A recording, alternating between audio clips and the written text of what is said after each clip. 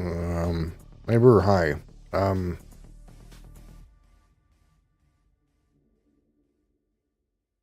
look, I don't know what that paragraph is, but, um, I, I'm not sure what you're saying exactly, because English isn't the best. Not you, neighbor, it's just another individual. Um, but, if you feel like, you're having a hard time in life, I understand that. I'm sure there's people in your life that love you and would love to know that you're having a hard time. And, you know, just communicate with them and they'll help you to find a good place. Unfortunately, I am not the person who is here to soak up and try to fix, the struggles that you're having in your life in that way. So, yeah, you probably should, not you, neighbor, not you. You should probably communicate with the resources you have available. And of course, your life is important and meaningful. But at the end of the day, I'm some guy on the internet, man. I can't, I can't be a replacement for the people who are important in your life. Hello, I'm Ahmed from Iran. Hello, Ahmed. Hi, Emily. Hi, bye, Zay. Hi, bye.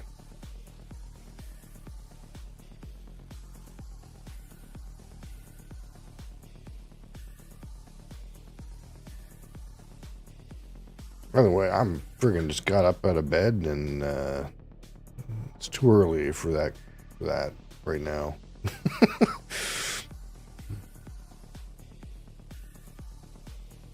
Hi, Mosley.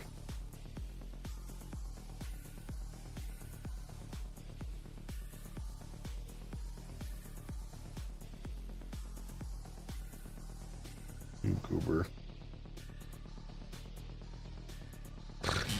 What am I drinking today? We're gonna get some caffeine here in a second. Um, as far as alcohol, I don't know, but we're gonna get some. I think it's some kind of rain orange or something like that. Orange creamsicle or something like that. As soon as I get up and grab it. Chai, yeah, chai tea. Yeah, it's not my thing, but I don't do tea too often. Um, Sometimes I do like very rarely I'll do iced tea, or very rarely I'll do um like what's the word, Earl Grey. Masala chai, yeah. I think I've had it before once or twice, but it's not my favorite.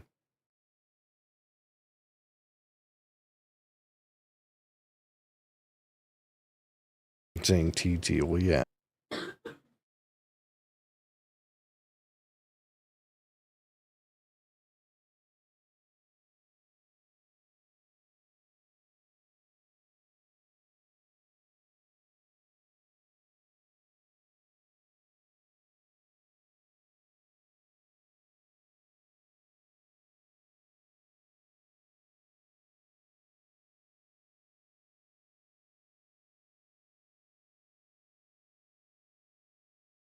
What a mess.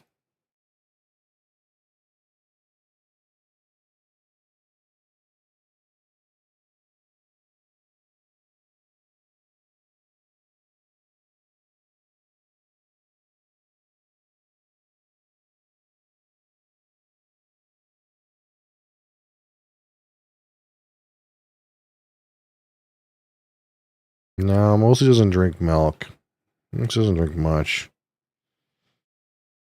He'll eat the little kibbles that we give him. He likes the expensive dry food. Do I have Instagram? No.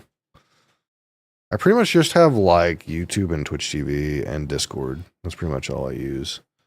Um, I used to like try to do TikTok, but man, TikTok's been not being very nice to me so recently. My stream used to go to TikTok, but for some reason now, for some reason the software it says I'm using to stream, it's unsupported.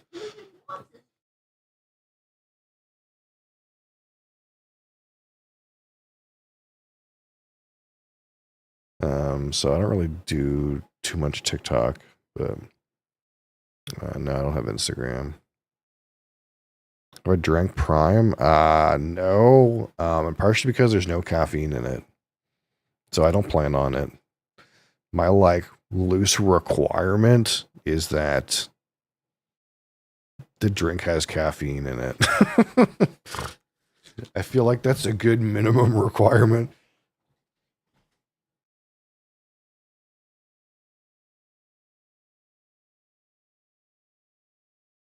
Prime.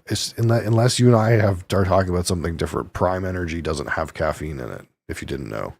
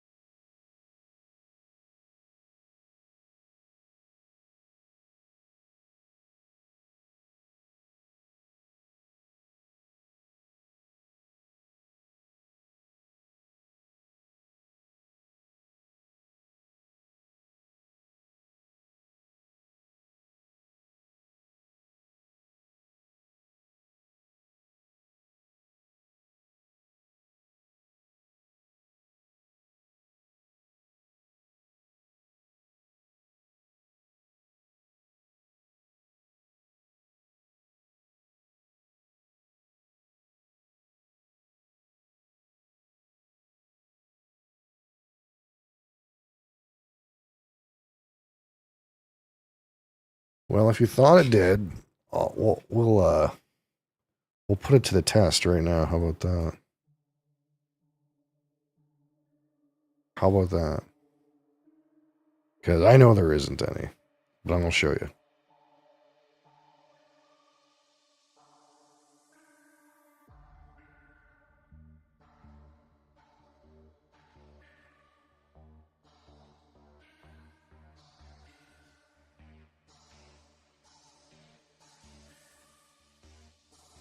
My Canadian, yes.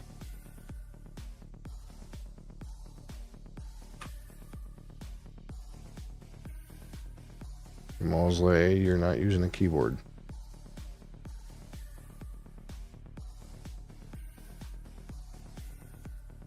So let me fix this. Hold on.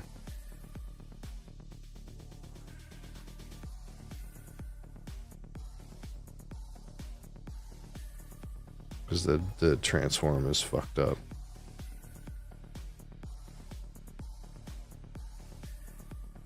So I don't know if you can see this, but down here, caffeine free.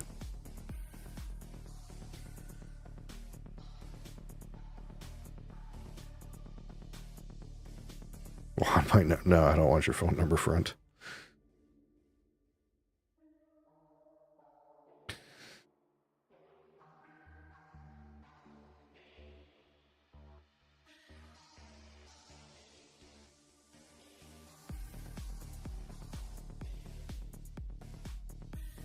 Okay, I'm gonna play Dune in a little bit.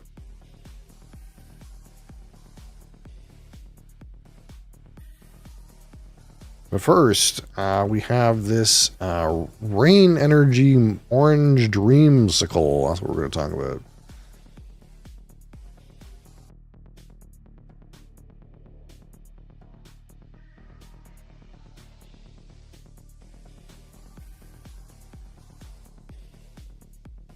You know, my HBD, I don't know what that is.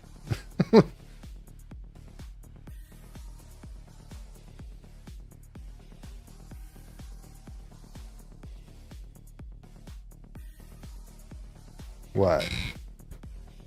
Mosley's already up here. Cat.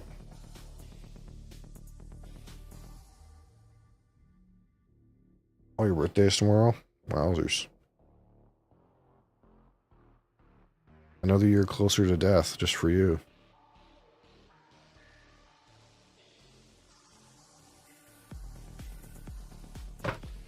Alright, can I trust you? Probably not. Friggin' Mosley.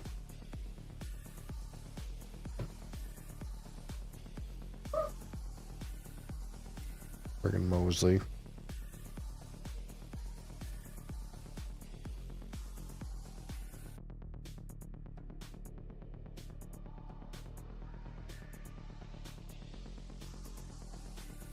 Alright, running a little late, but we're going to talk about this real quick. This Rain Energy Orange Dreamsicle. That's what we got today. We're going to rate this out of 100. 25 for aroma, 25 for palette, 25 for finish, 10 for texture, and 15 for my personal experience. Mosley's going to be here and be a slight, just general annoyance while we try to drink this.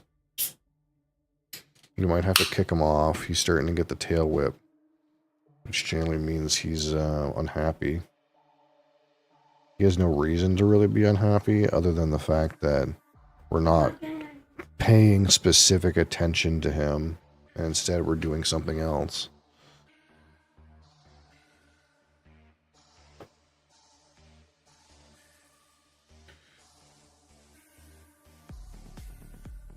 Alright. There it is. Crystal clear. As it tends to be. With these rain ones. They don't seem to color them at all. Looks like the carbonation is leaving it in a fairly reasonable pace, so it might be a little bit overcarbonated, but doesn't seem too bad so far.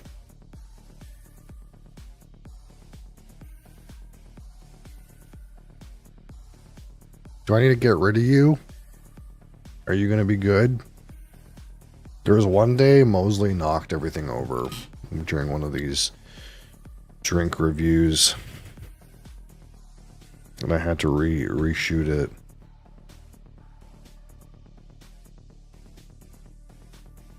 Should I get another subscriber? I mean, I don't need numbers just for numbers. But if you think someone would like this content, that is a good thing. All right. Let's see what we got here.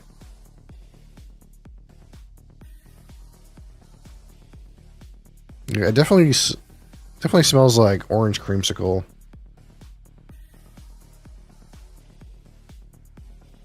Kind of got that sweet and creamy and like over-sweetened orange vibe. Are you getting pesky? I don't know if I can trust you. Yeah, I think I can't trust you, Mosley. There was this one time you knocked everything over, and this looked exactly like that situation, so we're going to avoid it. Unfortunately, I don't want to have to do that, but I can kind of tell by his attitude that he's going to just be frisky. He'll come back later.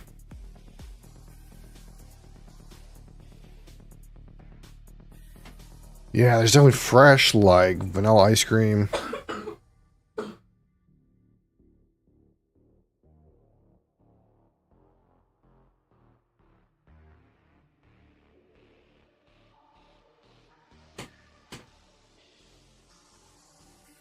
Yeah, it smells exactly right.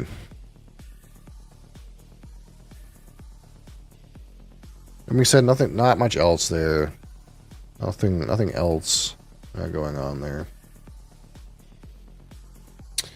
All right, so this Rain Orange Dreamsicle on the palette. Cheers.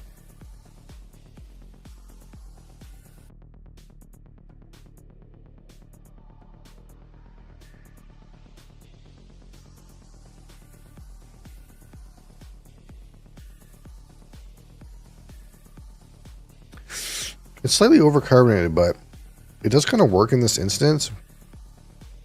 The carbonation kind of like appears on the palate in the same place that like some of that like creamy, ice creamy kind of flavor does.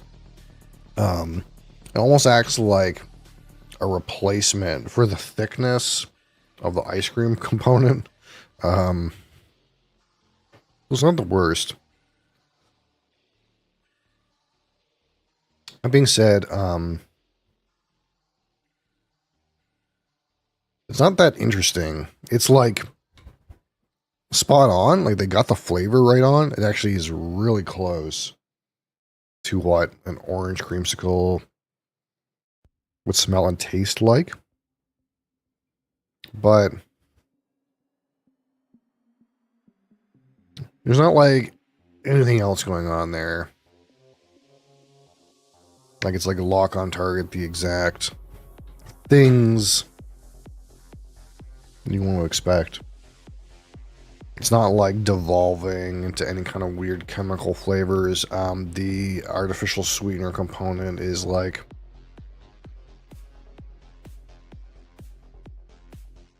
not really detectable, which is good. How much artificial sweetener we got going on here? There's no sugar, so it's all artificial sweetener.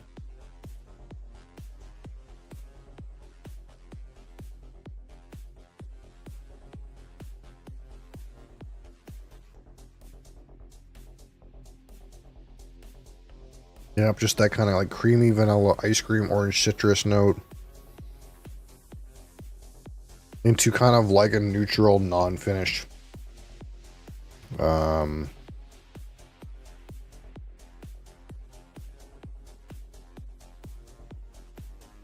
not much to the finish at all. And usually you kind of expect that kind of like artificial sweetener, slight chemical taste on the finish. And that's just absent, it would seem. It's always kind of interesting that some of these guys get somehow get that artificial sweetener right. Like it's like there's obviously a ton of artificial sweeteners in here,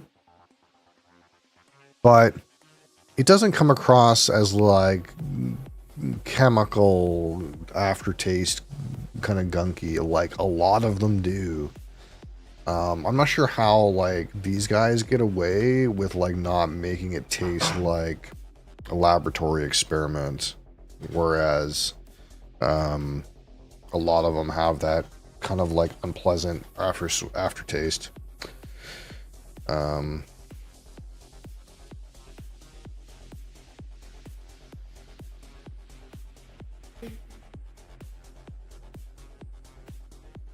All right, so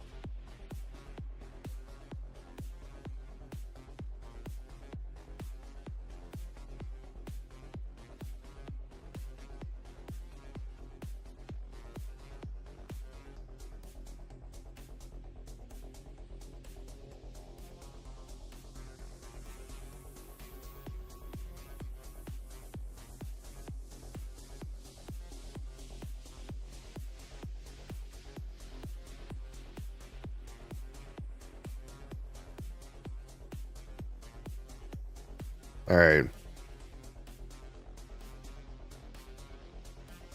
I would cut that, but I don't edit anything.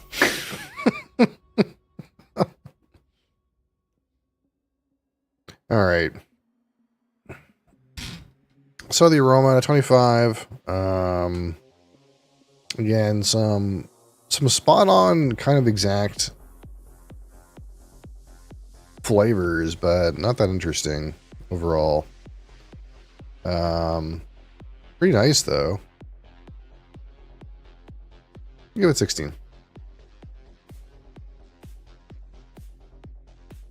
I actually kind of like the texture with this, but it's kind of weird. It's kind of weird how it comes about.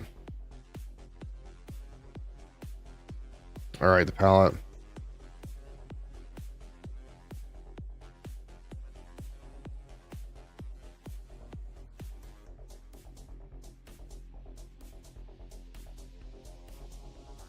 Again, light orange, that kind of creamy ice cream note. No a weird artificial wonky chemical note. Let's go with 14. It's not hitting as well as it could. All right, the finish is kind of a non-finish.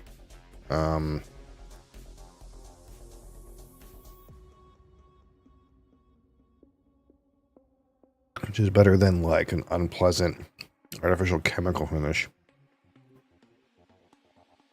Maybe a slight oversweetened orange on the finish. I'll give it 13.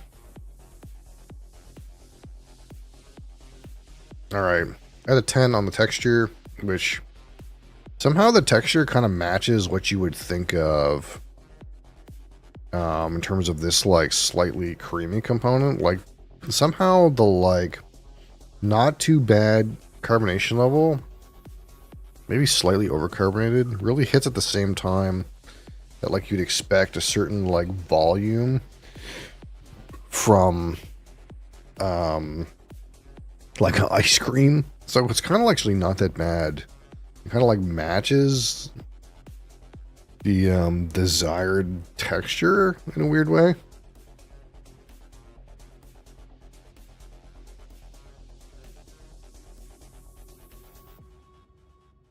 So it's pretty well executed. I'm going to give this texture an 8. I think it's pretty good.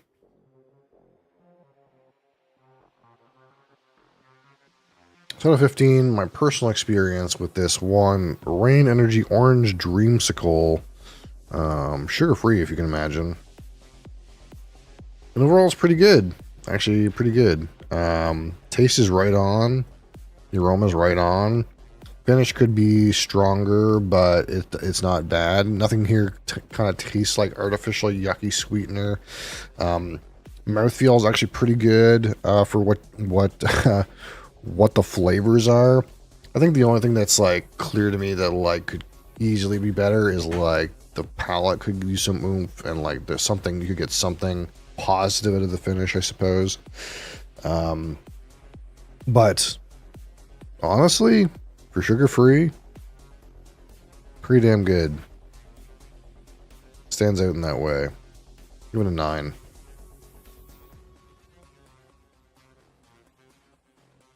So we put these together, we got 30, 43, 51, and 60. 60 out of 100. This is good. It's pretty good. Almost great, but not quite great. Pretty good.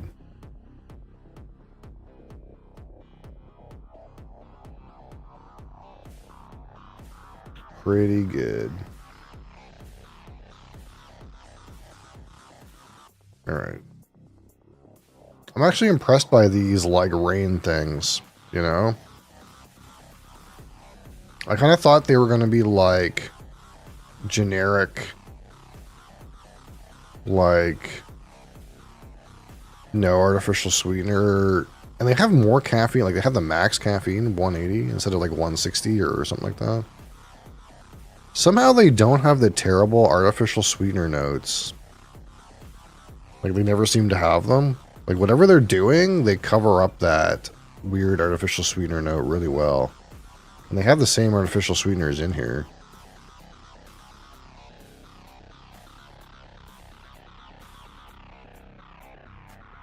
They've kind of figured it out somewhat. Like I don't get that horrible like chemical twang on this like I do with like most of them. That's just so weird to me. Does it taste as good as sugar? Probably not, but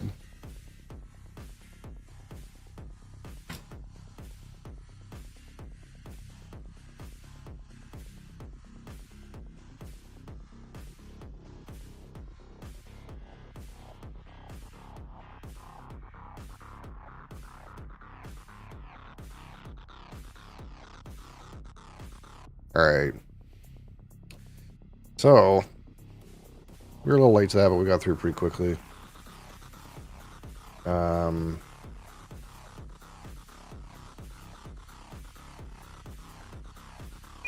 So we got Rengi.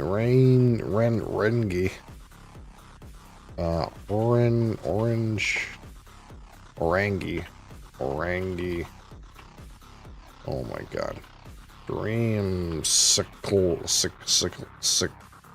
How do you spell this? Sickle. Oh. Alright. So.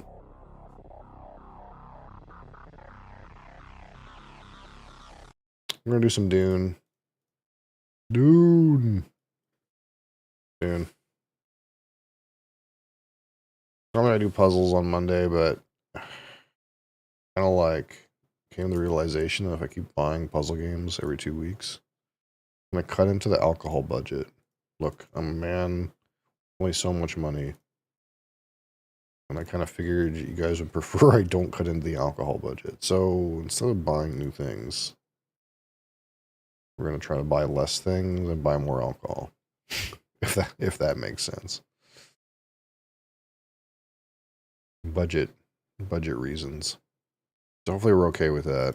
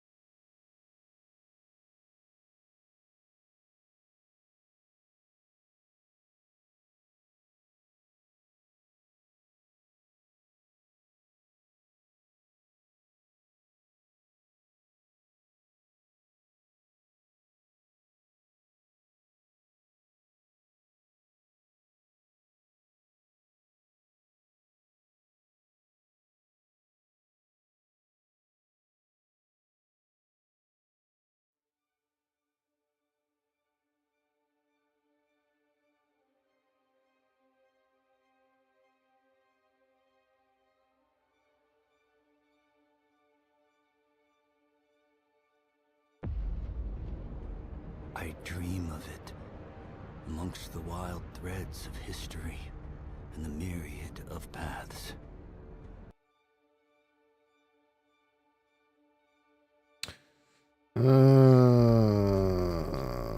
Center vertically. Oh, that didn't work at all.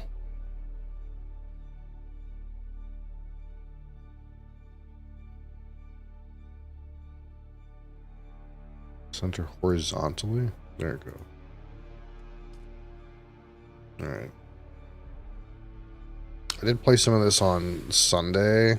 I did broadcast it, just not to Twitch. I broadcasted it to Discord, which pretty much is like key for me being like, well, I still wanted to like put the game out there in case, you know, someone was following me playing this game and wanted to watch some of it. And some people did come watch. So that was cool. But I didn't have any audio. It was kind of just, I just put my game on Discord and anyone could come watch, and some people did. Partially because, like, if, you know, I'm occupied in here talking, then people feel like they can't otherwise cough so much. Cougher.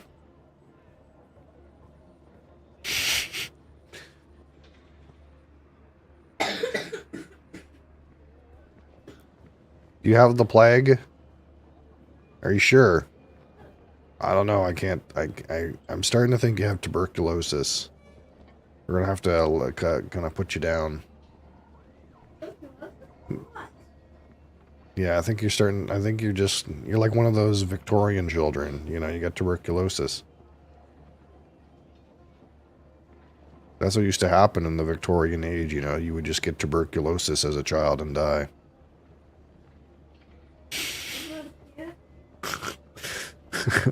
People don't really die from tuberculosis anymore. All right, so what do we do? Brief understanding of what happened since Thursday that I did. Not quite offline, but not on Twitch. We made some steel things. I made this new slaver still suit. We were up in this Jabal Ifrit Al Janub area. Did some stuff here. I talked to a Harkonnen guy in Rift Watch. Turns out him and his superior are druggies. What else did we do? Oh, interesting. I climbed to the very top of this hammer, and I was on all the way at the top. That was kind of cool. I actually took a bit of a video, which I was going to turn into a short, but for some reason, like, the easy shorts making program I have doesn't want to accept the video file, so I have to get like an actual, I have to open like DaVinci or something just to make a fucking little short, and I was just like, that's a pain in the ass. Anyway, so we did some things, upgraded the base, got new gear, and I think we're right at the point where we just completed this Atreides mission to like blackmail this guy over here, so that's kind of like where we're at. Because this guy is using, but not using the spice. Oh, that's the other thing we figured out. We figured out how spice works. So there's this little bar down here, and like as you consume spice, it like fills up, and then you can, once it's filled, you can like activate the prescience, and you can like see people through walls, see how much ammo's in their gun, see how much health they have. Like your abilities cool down faster, you do more damage, you're immune to poison. Like it's like you go onto God mode for a little while, and then you have a withdrawal phase where you can't go back into it. But there's a tolerance because it's drugs. So in order to like get your meter full again, you have to consume more spice. But the more spice you've consumed recently, the more times you've activated prescience recently, the more spice you have to consume to fill the bar.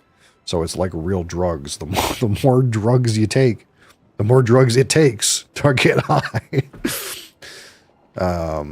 So like, there's this bar over here. You see this bar? It's like says 1, and my meter's in the red. So I think as it is right now, my like tolerance level is 1, and it's gonna go down to 0 because my bar is in the red, and I think it's time based. But if you keep using, then that bar will go all the way up to the spice one and level up to 2, and then it takes more and more drugs to get you high. Oh, we harvested some spice too. We harvested a little bit. It was not easy. The worm really didn't like us being there. Nice to see you again. Never a dull moment when you're about, eh?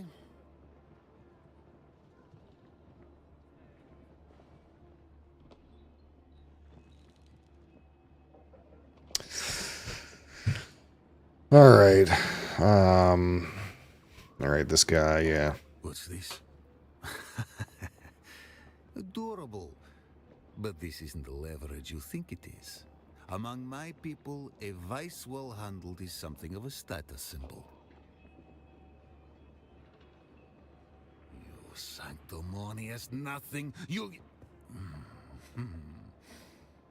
Your initiative is commendable, if clumsy. But my vices are known. You have no power over me. You have nothing. What do you want?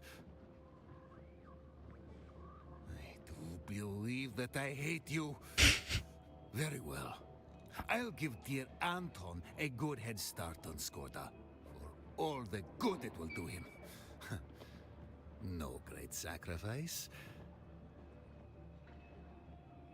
When you inevitably betray Anton, pay me a visit. If you're this ruthless, you should be working for us.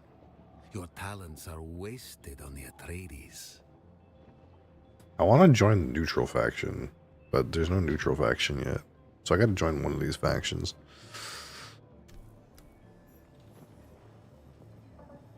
I kind of want. I was kind of hoping there was like a quasi Fremen like neutral peoples of the Sand faction, you know, but there's not.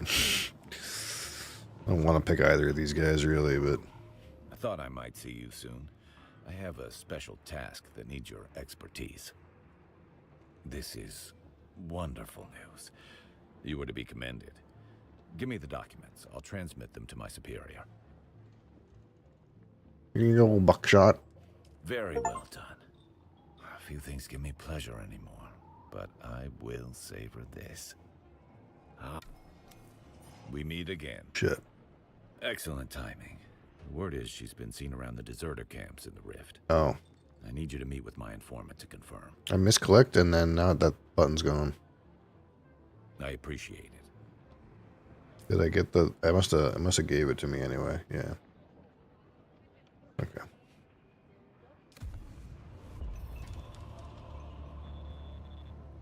So I got shit to do in Imperial testing stations, which we've figured out means quite a bit of time. I need to how do I, where's the respec button? Respec. I got some things I needed to respec, so we'll respec some things. Strict until second ability, yeah. What happened?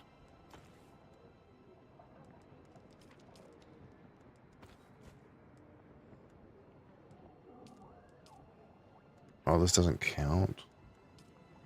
Oh, here we go.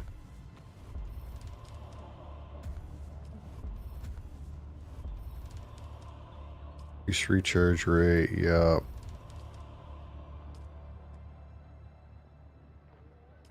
Do Reaper yield. Do new obsession, eh?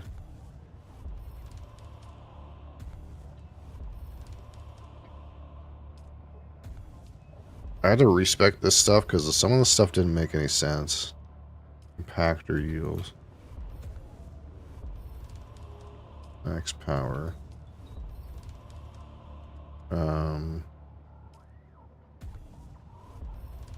I never used this scanner thing. Let's maybe just hold off on that for right now. Still soup hydration capture. Do I have to click this to get this leveled up? That's what's happening? Yeah.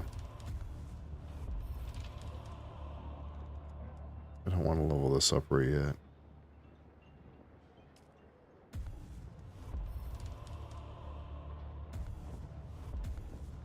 So this is vehicle harvesting, which I'm not doing yet. That's what I figured. Vehicle mounted scanners. Sand crawler. Ornithopter. So I don't need this anything higher on this list. I don't know if I needed this one either. So this is reinforcing garments.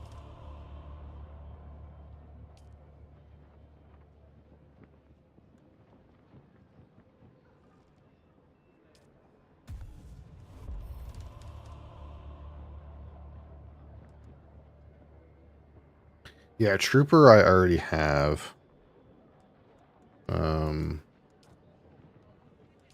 But I'm playing in a very, I'm going to be honest, I'm playing in a very odd way. I want to switch these.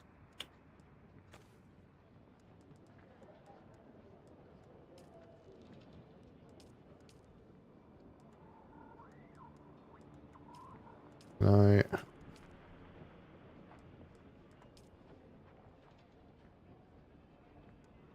Yeah, like I started as Mentat, but I actually don't care about most of this stuff.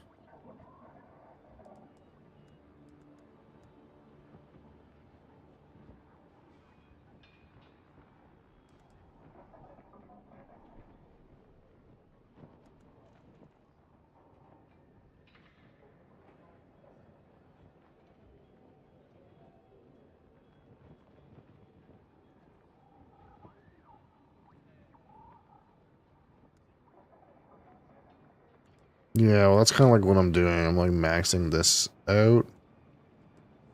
I actually need to go get the other quest started for this shit. I'm like maxing this shit out, but this is all vehicles I'm not using it, so I'm kind of like cutting this part off. And I don't know. I don't use this scanner too often, so this thing is not terribly useful. Like, is there a world? I can't respec this again. Yeah. Well, I didn't tell him he had tuberculosis. I asked him if he had tuberculosis. I didn't say I think it's tuberculosis. I asked him if he had tuberculosis. And then I told him that people don't die from tuberculosis anymore. And then he went and found out that tuberculosis is solved by antibiotics. And I was like, well, yes, exactly.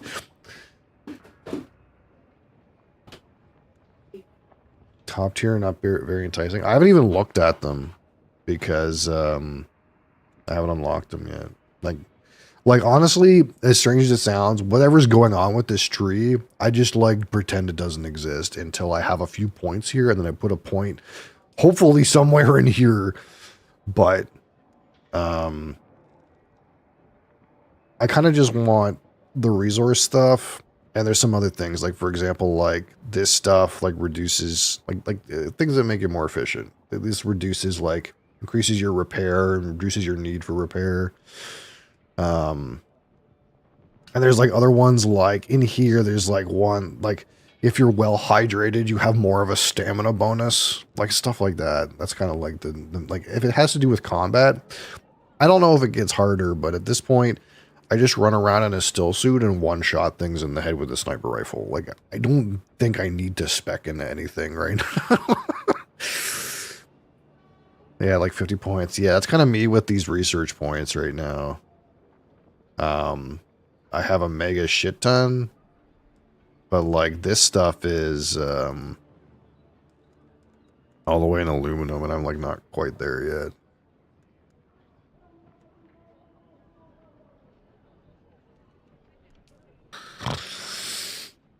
I didn't research this thing because I never ever needed it. Should I research it just to get it fucking out of my way? I'll use some of my points, you know? I don't know. So I still got 8 points I gotta waste here. This grappling hook is like, but it's like, this is what I mean. Like, I get this grappling hook just because it's like useful. You know, it's not like a combat skill. What does this do? Prepares you for the realities of combat and allows you to use your abilities more often. 20% reduced ability cooldowns. Like, sure, you know? Sure. What does this do? Originally used as a training device to offset poor aim. Uses a modified Holtzman field to draw attacks towards its center. Attach it to an enemy and any shot fired nah, like I don't need that. These abilities require prescience, so at least this one does.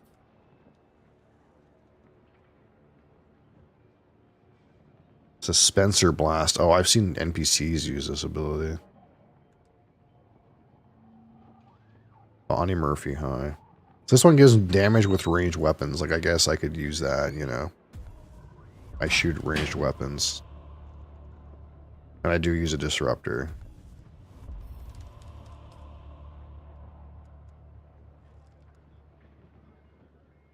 Damage with ranged weapons. And fire weapons are usually less lethal. All damage with pistol style weapons. Football grenade. Headshot damage seems where I'm at too. The only reason I'm spending these things in here is because I'm like out of useful things to put them in here. Really, I want this fucking like field medicine, optimized hydration, desert conditioning. I need to unlock this idiot wherever he is. You train yourself to move faster while using heavy weapons such as flamethrower, lasgun, or Vulcan. Yeah, okay. Scattergun damage. Heavy weapon damage. What is this? Slowing durability, cost of firing weapons and tools in hostile environments. See, this is what I can get with. What's this thing do?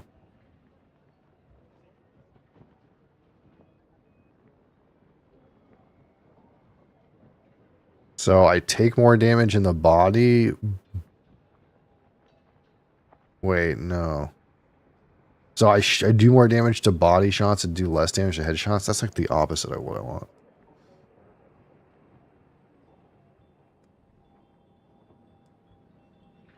See, I'm going to take this maybe and just not use it. I don't want to use it. Get out of here. Just so I can get these, like, things that make it so my guns break less. I'm excited about gun breaking less, not about anything else. Bandot is headshot? Yeah, but it's at the expense of body damage. So it's like, the thing is like, the guns I'm using right now is like, I have a headshot gun, and then I have a one that I shoot guys with shields. So like when guys have shields and they run at you, this thing will just kill them. So I don't want to like be shit at either one. If that makes any sense. 23%, yeah. So it's a 10 for 3, but I don't know. Maybe it would help me to one-shot guys more often enough to make it useful. I don't know. We'll see. You know, we'll see. I'm not exactly married to any option. Okay. So what needs to be done here? I have like a couple testing stations I gotta do. This one. And I think there's another one. I don't know if it's this one or not. This is not a testing station, I think. Oh, this one. Oh, that's not a testing station either. That's a mineral extraction. I need to go here. I need some ray amplifiers anyway. I do need to go there. Okay. I need to get my shit together, and then we'll do that closest testing station, I think. Whatever one it was. This one.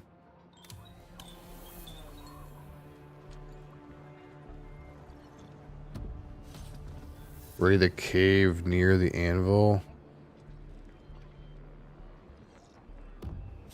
Cave near the anvil. Tig's Insurance. Which one is it? This one here. I've never done any of these things around here.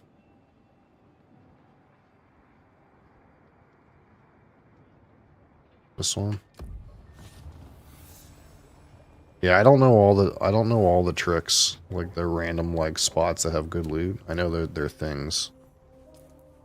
But I've never ever really, I've just kind of been paying attention to my own shit, and like if I happen upon stuff, I happen upon stuff.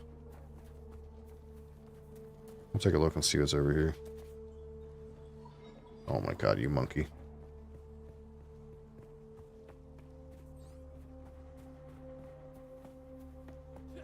Yeah, I know there is certain caves that have schematics in them that are like, if you just are around here, you should do that. Like there was one that's like, oh, if you have an ornithopter and you're like here or something like that, you can just land and like pick up these purples off of a corpse kind of thing. I was like, oh, okay. But like I'm not that far yet, obviously. This thing? Up to the right, I think this is it.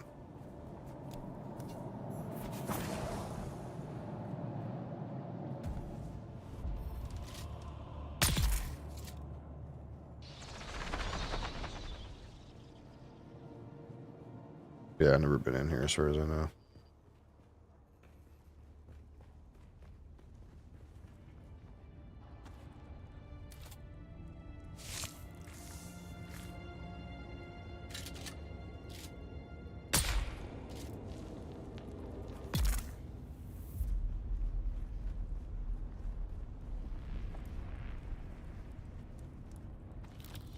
I haven't been doing too many of these random Fremen hideaways anymore because I have like more of these Fremen mats than I know what to do with.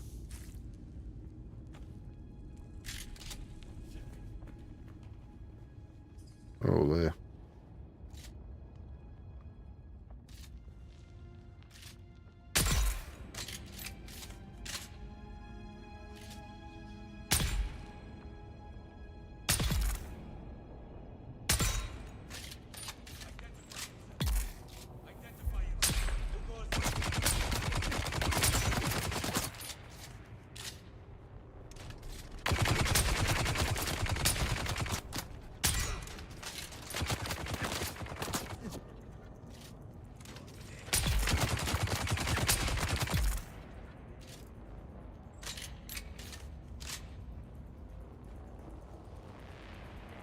anybody else here? Oh yeah, I totally forgot to use this thing, man. I don't have it turned on ever in case like I randomly attract a worm with it, but I totally forget to put it on. Fucking always.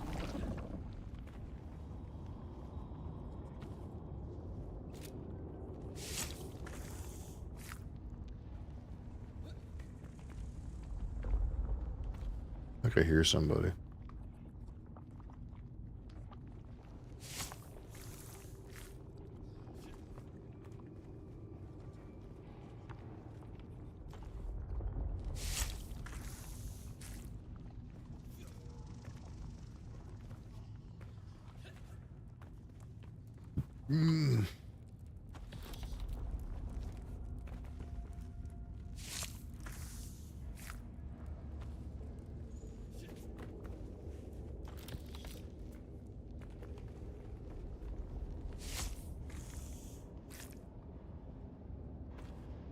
Yeah, I don't know when the next like tier of blood bag is, but like I'm like I fill these too fast. I feel like I have to carry too many of them, man. There's a couple like cutouts here. One here, there's one over there.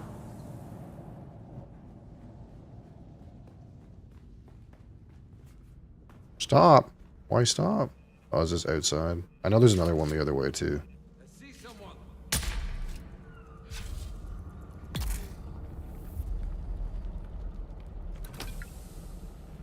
We'll get to all the things. Yeah, no, I know there's another one the other way.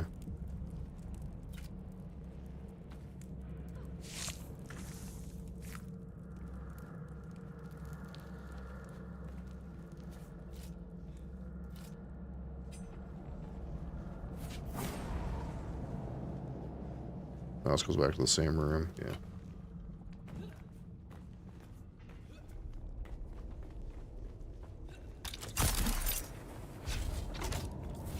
You're back. Welcome back. Yeah, see, like, some of them have these random chests in them, and some of them don't. So, like, I don't know which ones have them and which ones don't.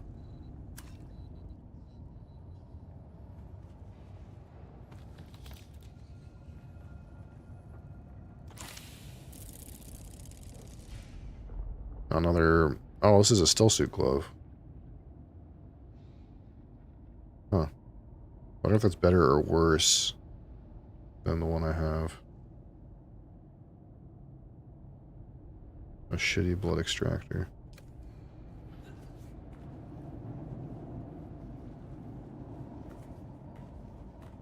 Yeah, I kind of just hoard these in here, and I don't really... I like actually had like probably like 6 or 7 that I like threw away on my first base. I was like, well, fuck it, I'm not going back there. But usually it's like not stuff I want to use because I just want the still suit stuff. But that's a still suit glove, this one here. An all still suit glove. I don't know what stats it has though. I want to see the stats.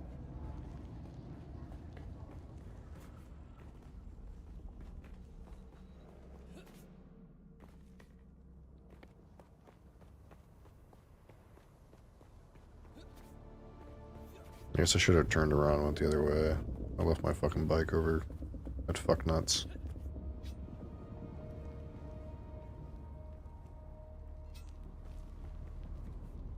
Oh, hey.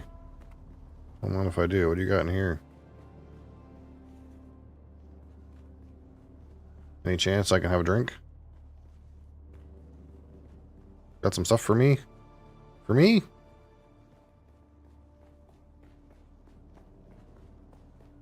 You never know. Look, you never know. You never know when someone done goofed.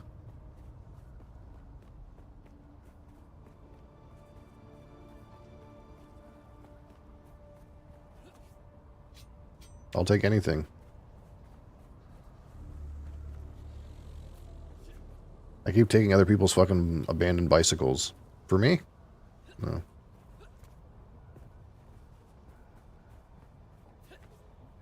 There is one bike here that's always claim own. This one. I kept, like, dismantling it, then I learned that this thing just respawns here. It's like, it doesn't belong to anybody.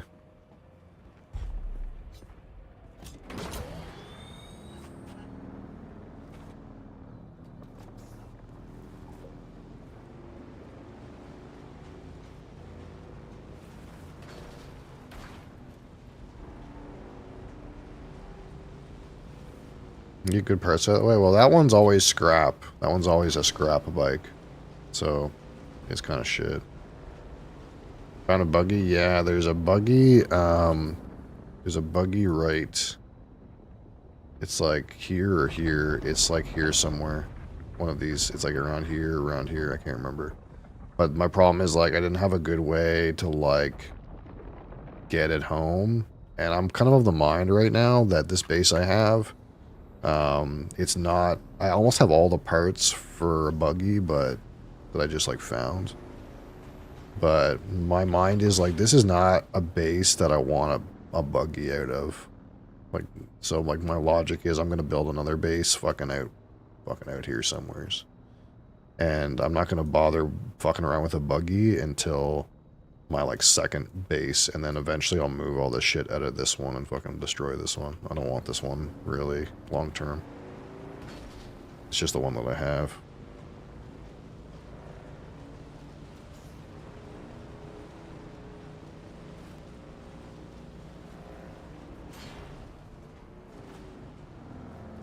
Waste a lot of time base building? Yeah, like, I could spend a lot of time base building.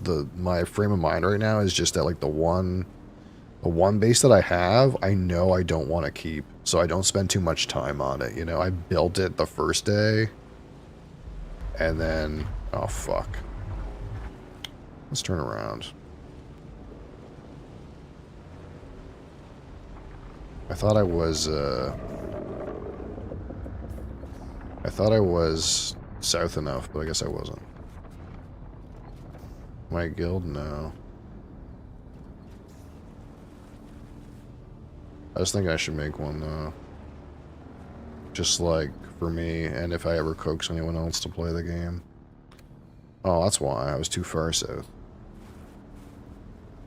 Hey, what's going on here, anyway? Since we're waiting for that worm to chill out. Hey. What's in here? Anything for me? Hey, this guy's got a fucking desert mouse fucking enclosure. You know, I could turn some of you into spiced food, you know. Anything for me? Nothing for me.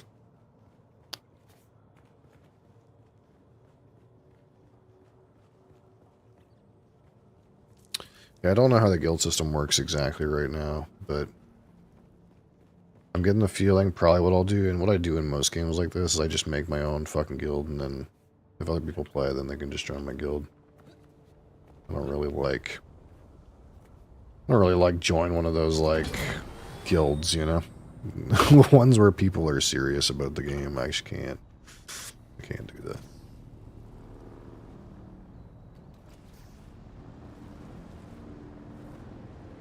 Yeah, the thing is I don't think there's not very many games actually like this. Exactly. There's survival games, but they don't really have MMO-style guilds, right? So this one's a little kind of different.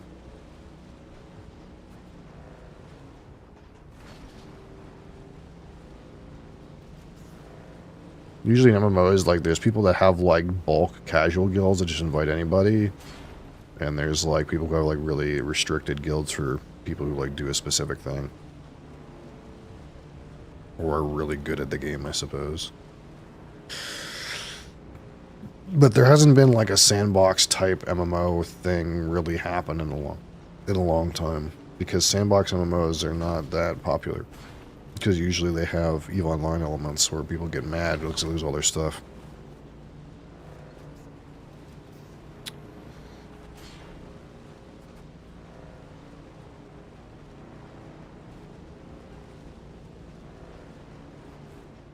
Alright, so I just want to set myself up and I'm going to go do that testing station. Get the hard part out of the way for the day.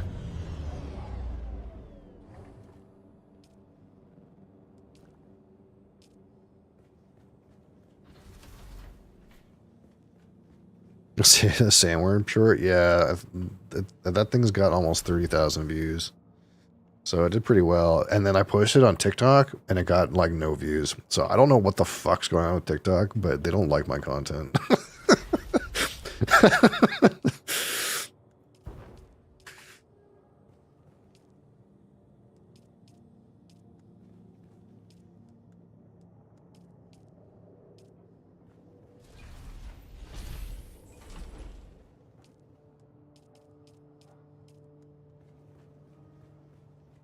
Top 5 for sure. Yeah, it was pretty good. It was pretty good. Okay, I gotta like dump my shit out. Is there anything I got to recycle this fucking thing?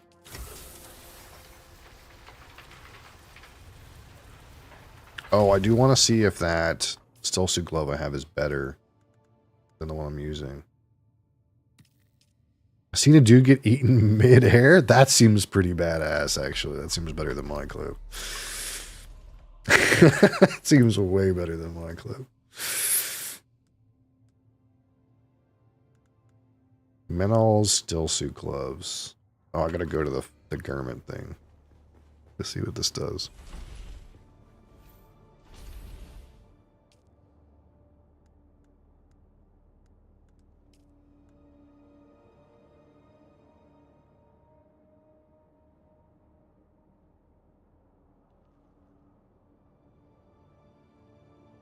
So this is 0.5 heat protection at 47 armor.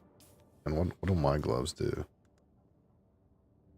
So it has way more armor, but slightly less heat protection. Because its last tier is unique.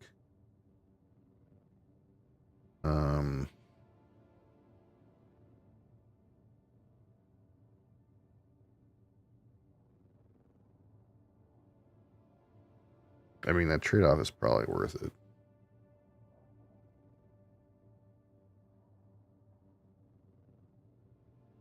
I just like having the maximum heat protection.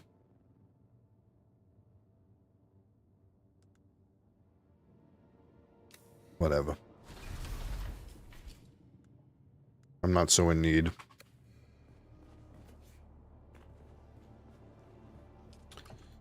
Okay, dump this shit in here. This can go in here too. See, like, I'm managing with these little shit containers, but these containers suck, man. I really hate them, but I kind of like them with the frame of mind that I don't want to, like, spend a lot of time fucking around with, like, making bigger containers. I'm just gonna fucking use the ones that I got until I get out of here.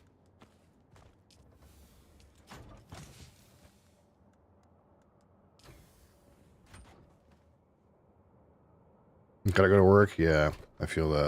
I'll be there tonight. Wow, wow, wow. Alright. Have a good day, Fred. Thanks for being here, man.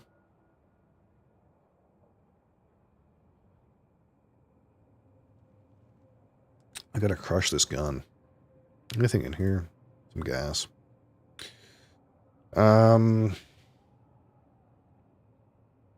So I'm mostly good. I gotta extract a little bit more water. Crush this gun. Crush this gun.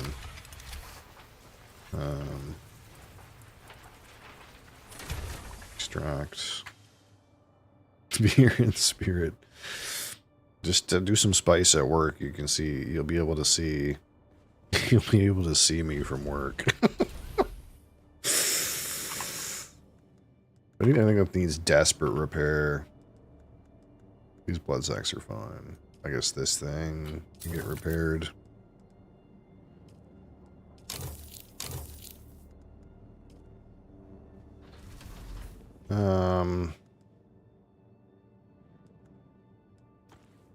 Do I need some heavy darts? I think I have heavy darts in here somewhere. I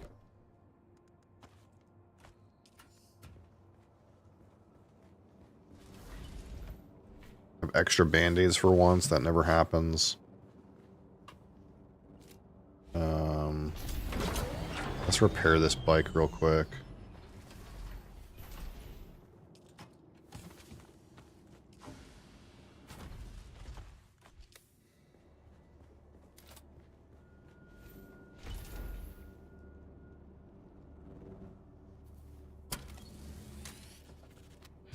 We're getting to the point with this bike, though, that it's run its course. Like, yeah, like these wheels, they look damaged when I board it, but that's actually just as good as they get. Because it's just a copper bike. It's made from copper. So, like, you know, eventually we're just going to replace it with a full-on brand new fucking right off the lot steel or aluminum thing. I've been using this since forever.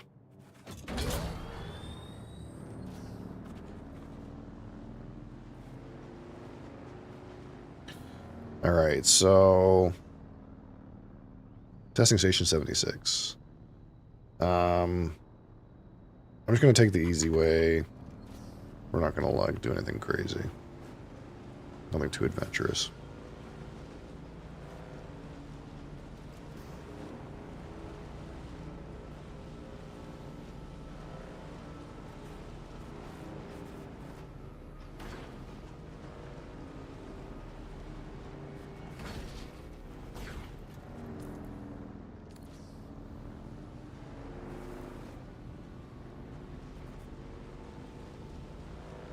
Going like from the other side this way is harsh, but going off this like big dune.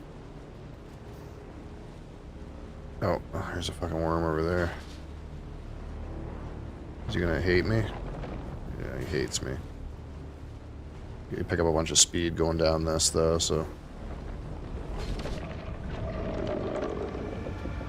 we're okay.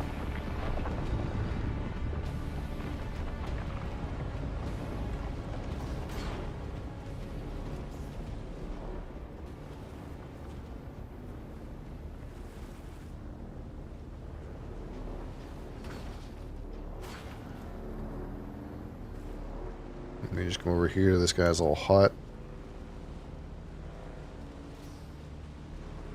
And like on this server, I know that this guy's hut.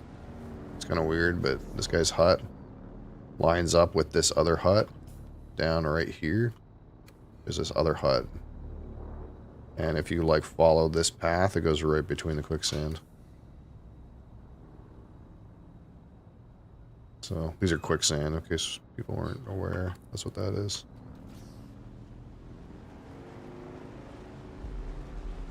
Oh, there's a worm right there. Let's not do that. Let's wait for that guy to do something else.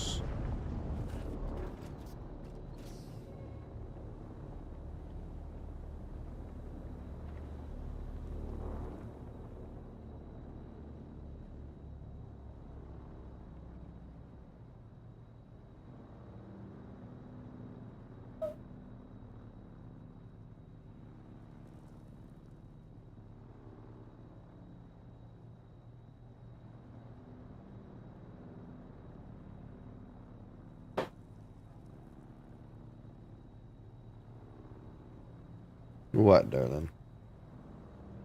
I know, baby. I gotta cross the sand, darling. No keyboard. Oh.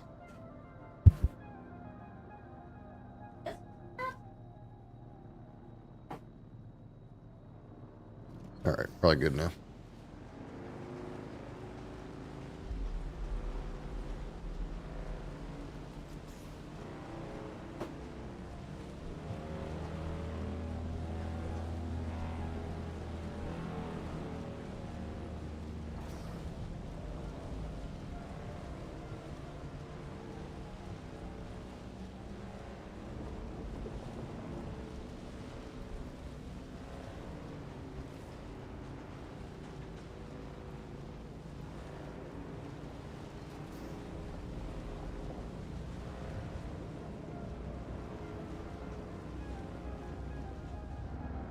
You're back.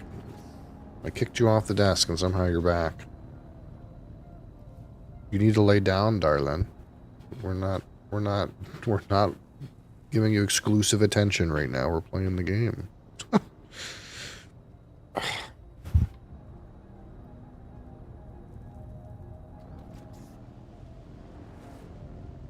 We gotta get some shit done.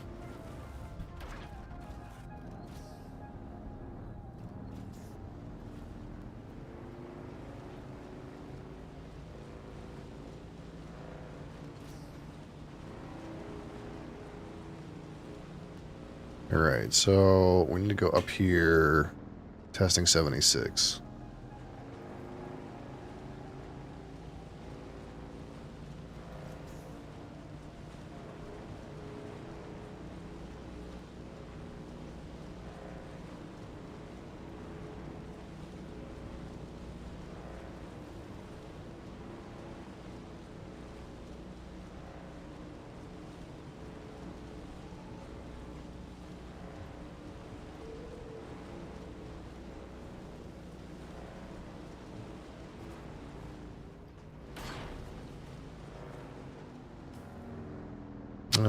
It's kind of like the wrong way.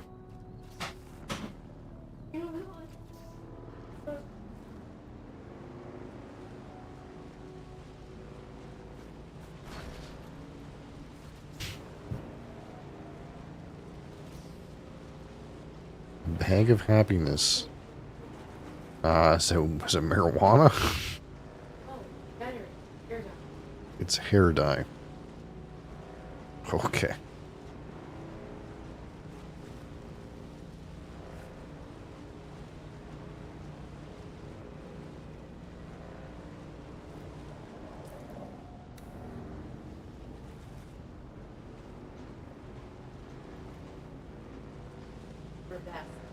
Do our best. Okay, so here we are at 76. Let's park over here.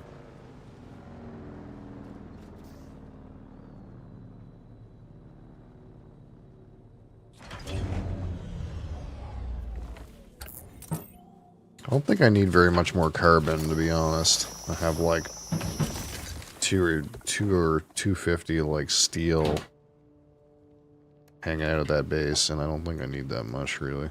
But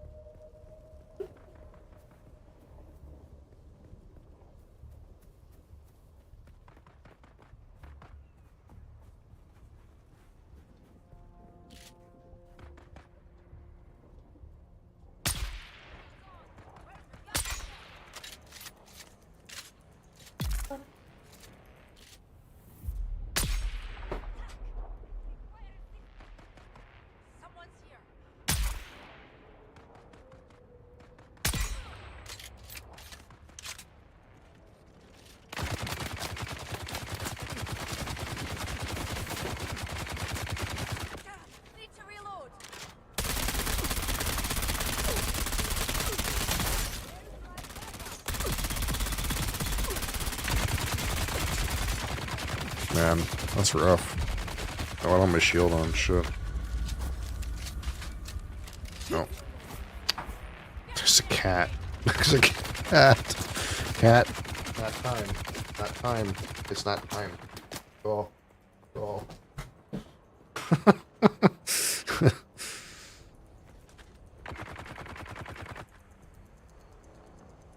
Holy.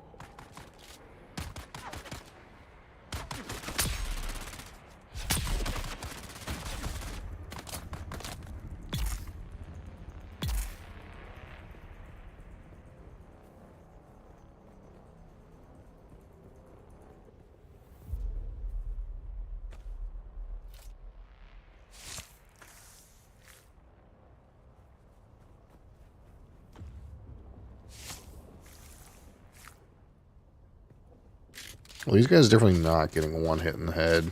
With the poison they are, but not like on their own.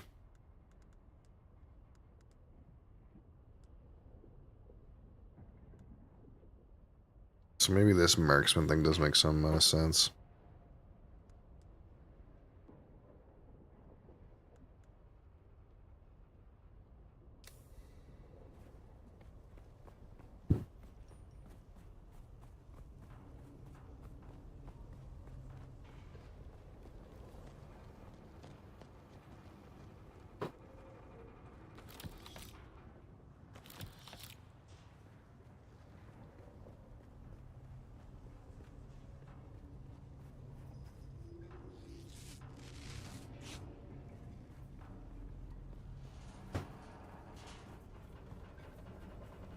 Anything else out here before I go in there? Oh, some batteries.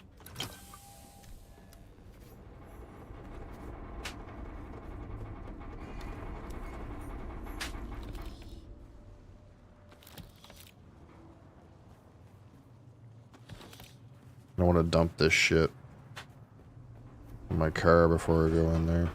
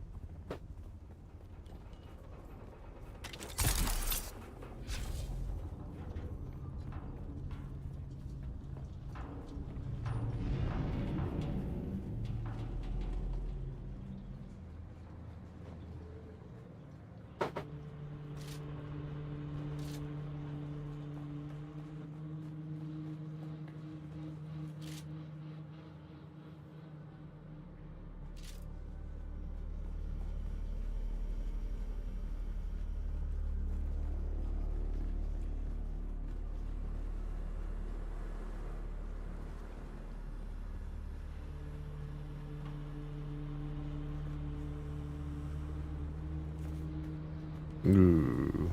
Well, you know, there's definitely slavers in here. You've arrived at Botanical Testing Station number 76. I'm Station Leader Reimar Thuringer.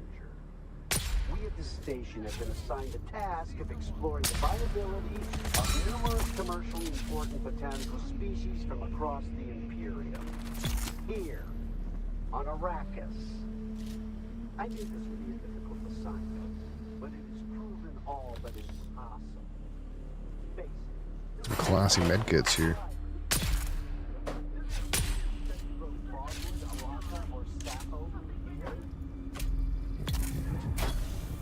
Well, we might have more success with some of the species native to Guinea.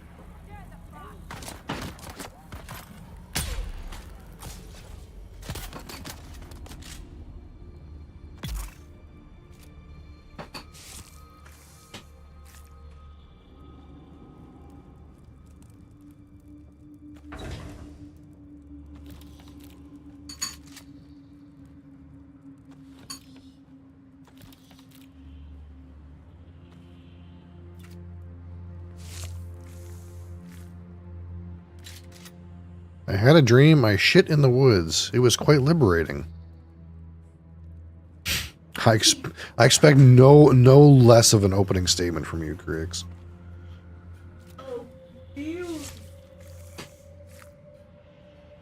I'm sure it was, you know. I'm sure it was quite liberating.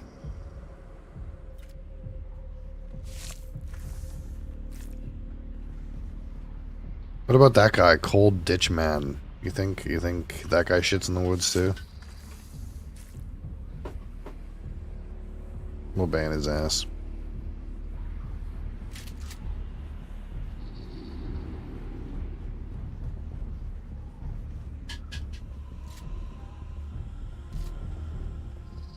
The Huff-Huff vines are progressing well, and we can look forward to a good harvest of both Huff-Huff oil and Crimskull. Huff oil. With careful cultivation, I wonder what they use that for. easily meet our requirements. But I will remind you once more of our I wonder if they huff it. I teach your slavers to make Crimskull bindings, and in exchange, I gain the right to sell the oil to the lens makers.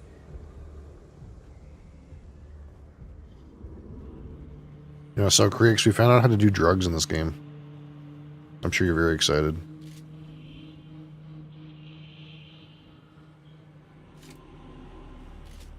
I'm not quite high right now, though. I'm sorry. I could get high. I just found some drug-laced beer off this guy. We could drink it. Let's drink it. Okay, we're halfway to high. We're halfway high right now.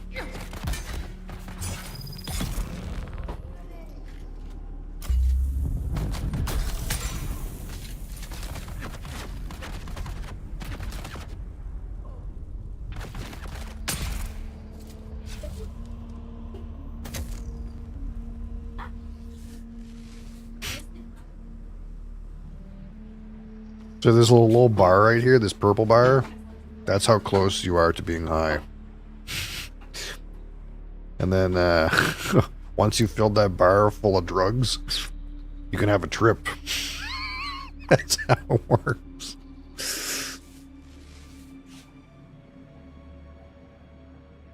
And turns out, I apparently this is true. There's screenshots apparently around that if you get high too often, you start to have crazy hallucinations in the game. Which I don't know. I don't know what the options are, but one guy said like he saw a giant giraffe, a giant shadow giraffe. And another guy said all of a sudden he was in the middle of the desert. All of a sudden he was in a lush forest full of animals.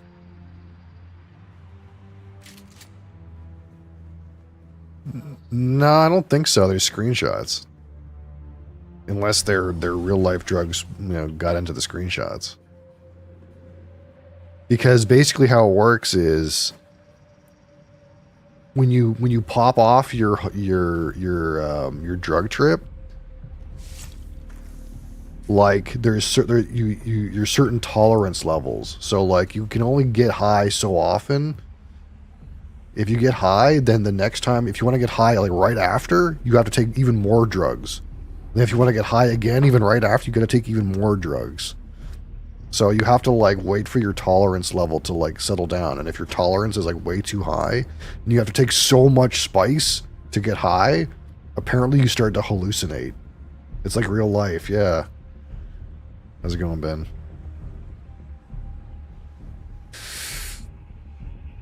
So like if your character is such a drug addict that they have to take like a shit ton of spice to get high, then like they'll start to see things in the game.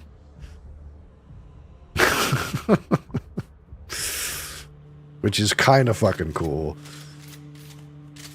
Like I was telling you, this Dune is literally an IP lore book about drugs. The whole thing's about narcotics. A core game mechanic is you take narcotics and have a drug trip where you see the future.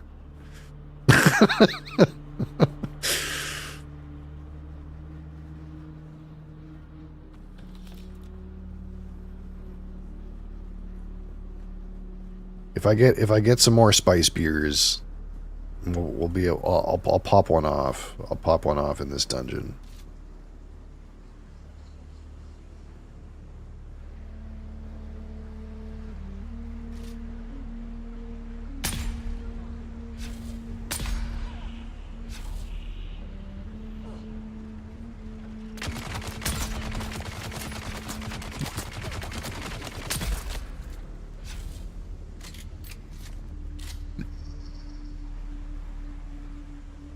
Because you have to ingest the spice in some kind of way. So either you can like put it in food, or you can put it in coffee, or you can put it in beer, or you can put it in liquor.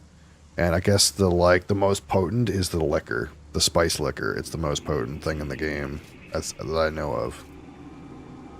But you can get spice beers just off of guys in here. Sometimes they have spice beers.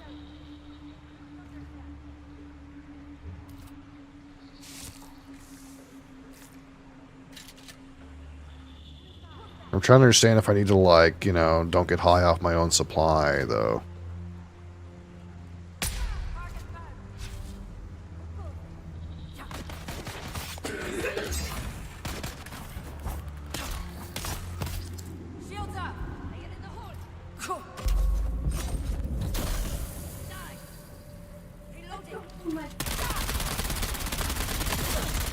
Haha, your fucking teammate locked you in the fucking bubble, idiot.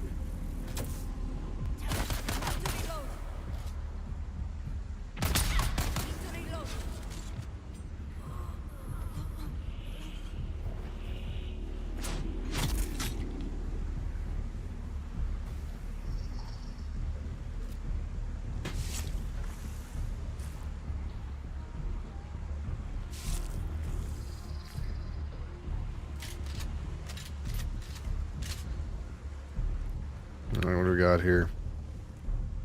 Oh, this is the instructions on how to make the Huff vines or whatever that guy wanted.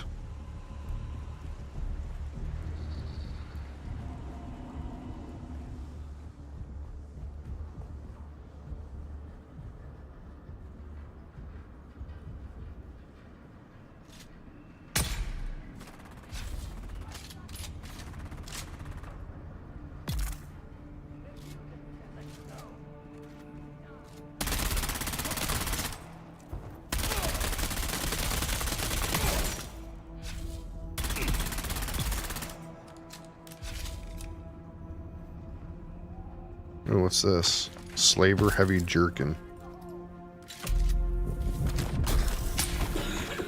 Oh.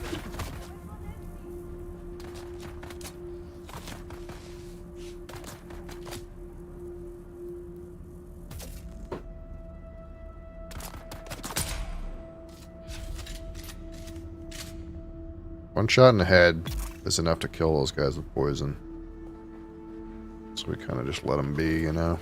Let them be. And then come suck their blood. Let me suck your blood.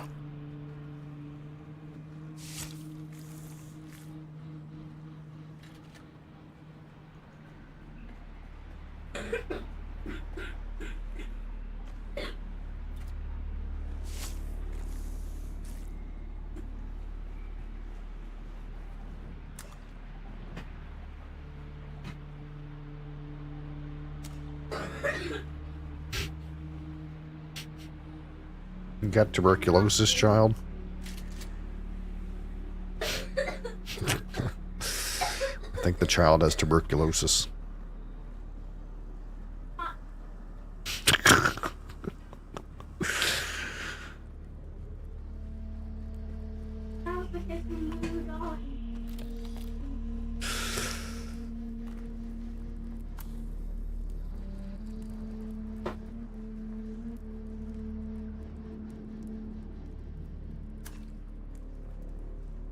Nothing in here, man. Where's all the loot? Show me the loot. Where's the loot?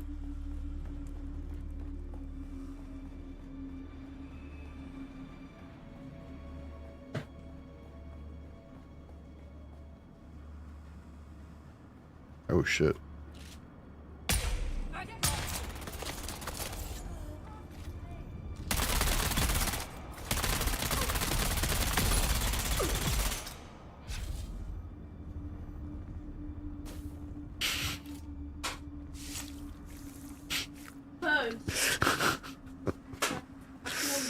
You're burning the chow. Oh, here's some spiced food. Let's see. I don't think that'll quite get us high yet. We're almost there. We need just a little bit more spice food. We can get high. I think my tolerance level is going up. See, there it is. There it goes. It's going up.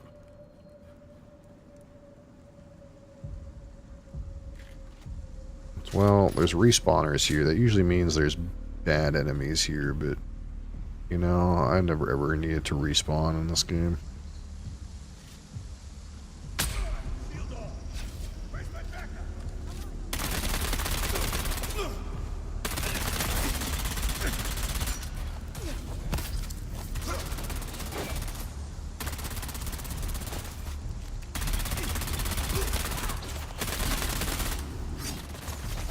Ow.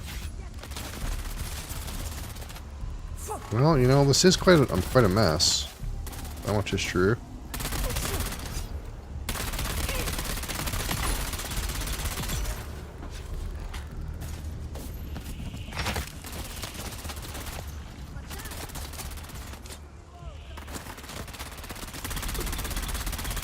Guess we're gonna have to run and gun. No, I like to snipe, but a lot of guys aggroed right at first. I guess I shouldn't have sniped that, like, swordsman right off the bat.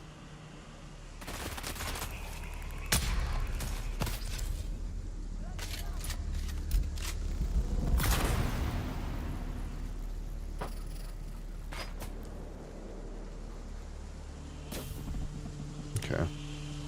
Stabilized, stabilized.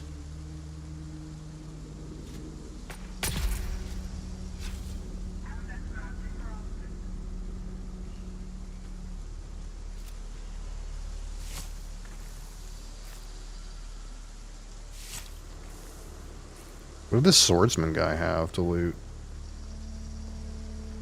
Oh, he had a holtzman on him. Not that I need that.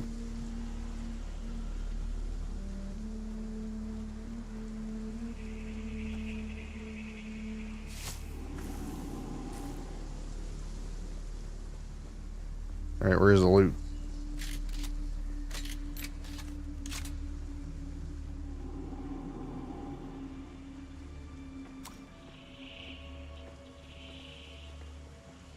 Plenty of water around, but no loot. Where's the items? You know? A forceful blow from an ink-fine lash marks the target with a permanent beet-colored scar. But that's just the start of it. The ink-vine scar never quite heals, nor does the intense pain, which can linger on for many years or even decades. That's what makes the ink-vine lash so feared. The presence of an inkvine lash should be enough to break even the most stubborn captive. Too many strokes will leave a victim crippled by pain and of little value in the slave markets.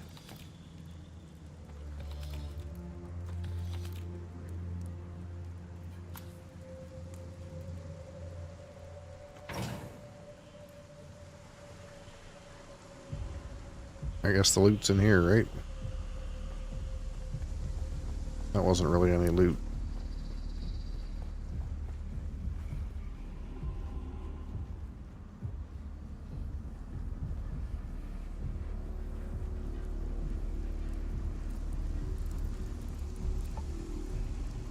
Attention, rope makers! Do not use your fingers to extract fibers from the vines. Creamskin fibers claw tighter as you pull. You will lose circulation and fingers. Fingerless workers have no value to our operation. Use the tools. Fingerless workers.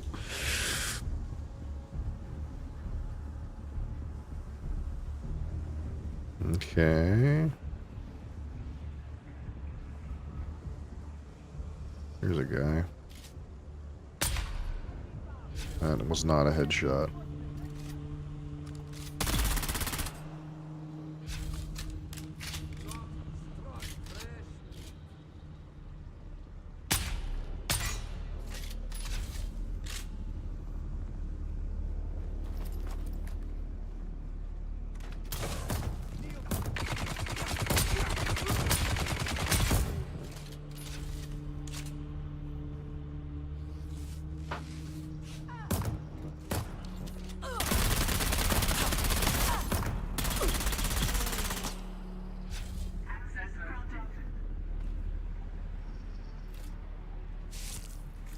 All right.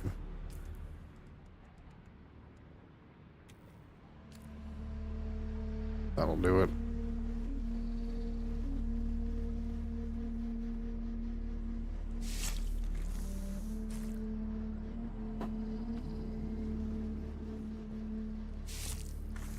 All right, next time we get in a big old fight, we'll pop this shit off. Get our drugs going. Some more guys up here.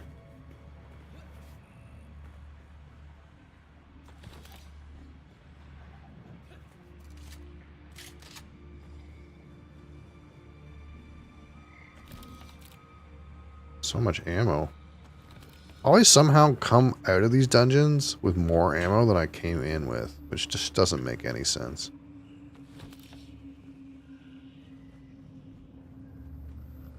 I guess they really don't want you to end up like in a situation where you like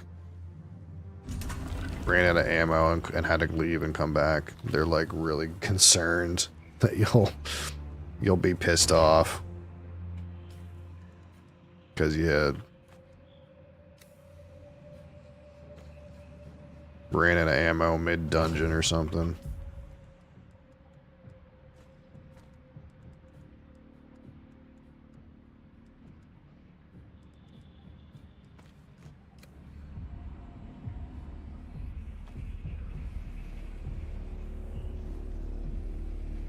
What's in here?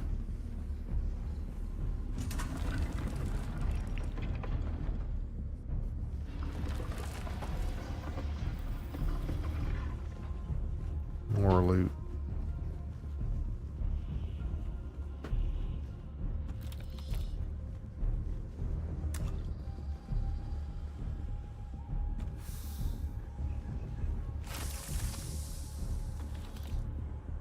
Testing station records.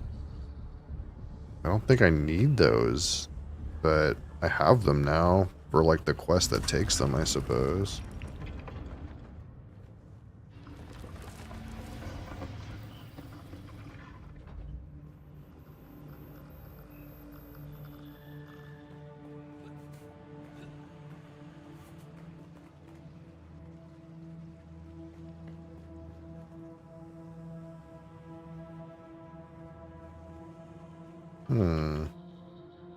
Seems like they were doing naughty things to enslaved people and left a corpse. Your insistence on testing the products was distasteful, but the captive's attempt to kill me certainly made it more palatable. Despite his size, a single strand of Crimscale rope was sufficient to completely restrain the subject. The more he struggled, the tighter it became. I can only assume from his howls of agony that the Inkvine lash performed as intended. As a further note, a strand of Crimscale placed around the throat is an effective means of silencing a prisoner. Any attempt at vigorous shouting causes the Crimscale to draw tighter. Be warned. This will almost certainly prove fatal if coupled with the agony of Inkvine blows. Old Sparky Mark III. Could almost make one of these things. Sandbike booster.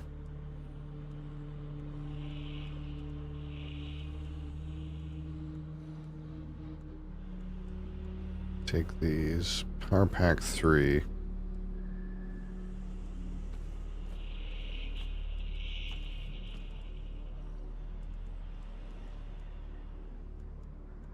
What can I put down?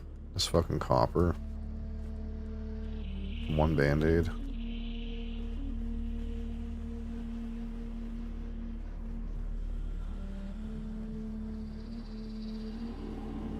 Was that it?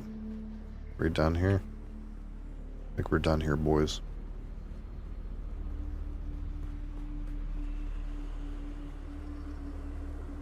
Well, I guess I didn't get to pop off my fucking spice grenade. My fucking spice high. Unlucky.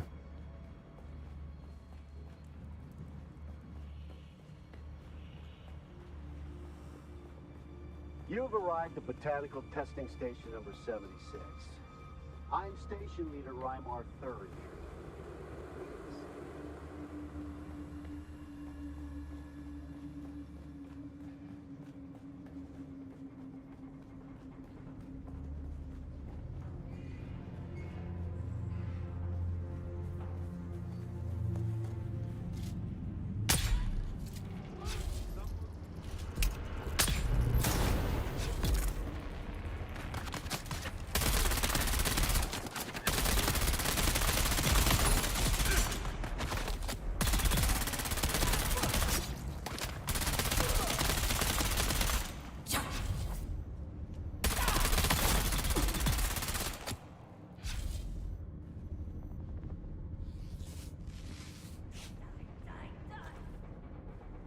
Am I full on blood yet?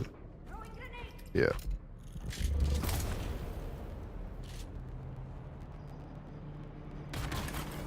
Where the fuck are you? Oh, there you are.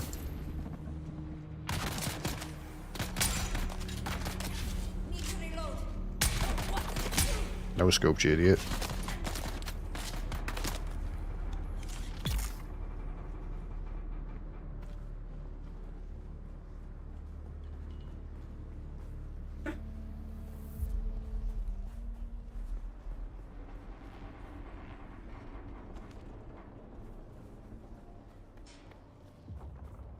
One thing this game could use is some rare drops. Like, it's like the only way to get a good drop is to like get a good chest. Be nice if like some of these guys like randomly dropped something sometimes. They just never do.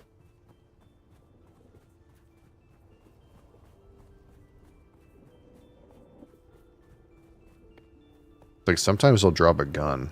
But that's like as good as it gets.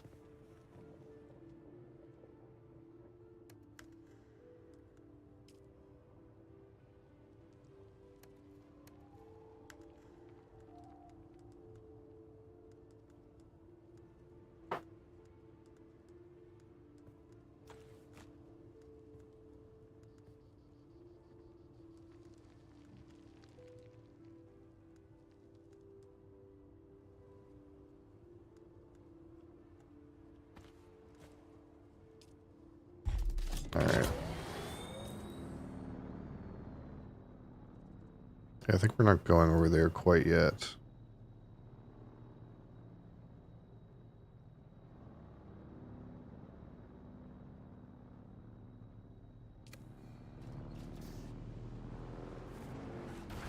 We'll turn this in, and then maybe we'll come back and do that one. I need to bring a probe, too. To survey that zone. Sector weather alert. A large sandstorm is approaching. What was that? I think I just heard a spice blow. I don't know where that was. Where's the sandstorm coming from? Behind me?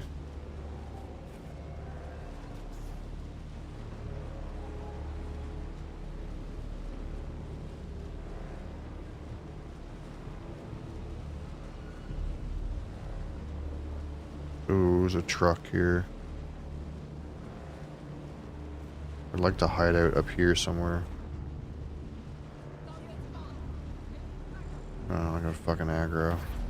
That's annoying.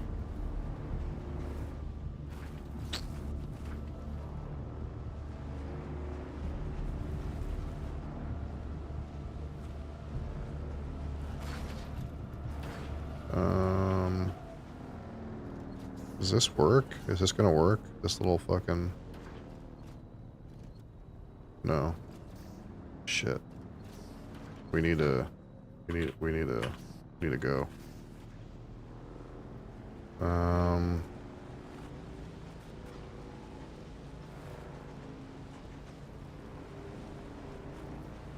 I bet you this over here will work.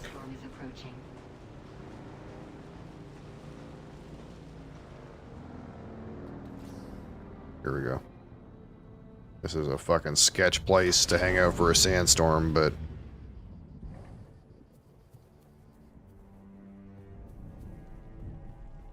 feels like way too open. But it says I'm good. The game says this is an okay place to stand. So we'll allow it. Where is it? Here it is right here.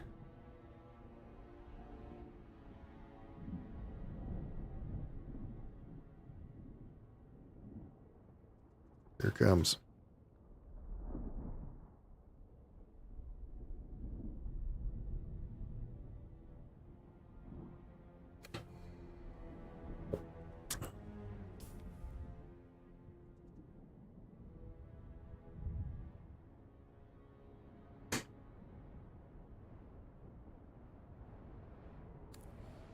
It's like gonna barely hit me too. Look.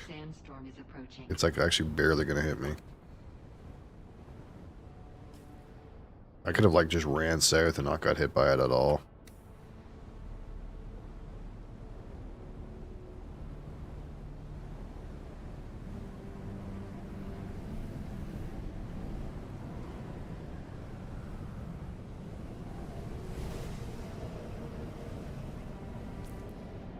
Yeah, if I had just come down here, I could have just avoided it completely. It's alright. That wasn't so bad. I would like to salvage that,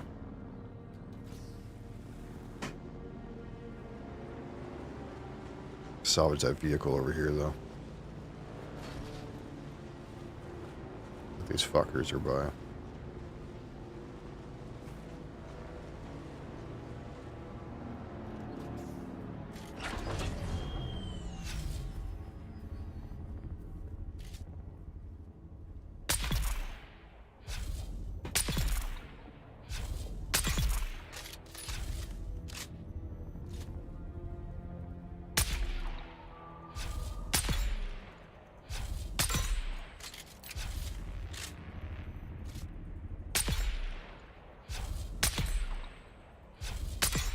That was a fucking fat one.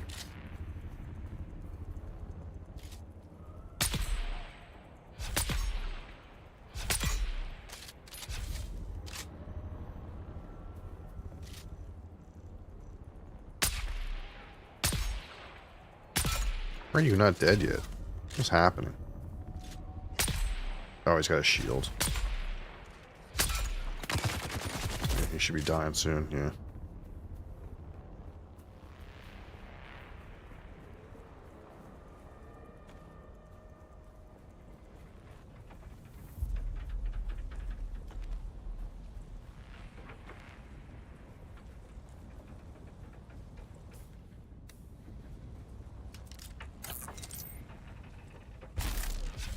Backpack full.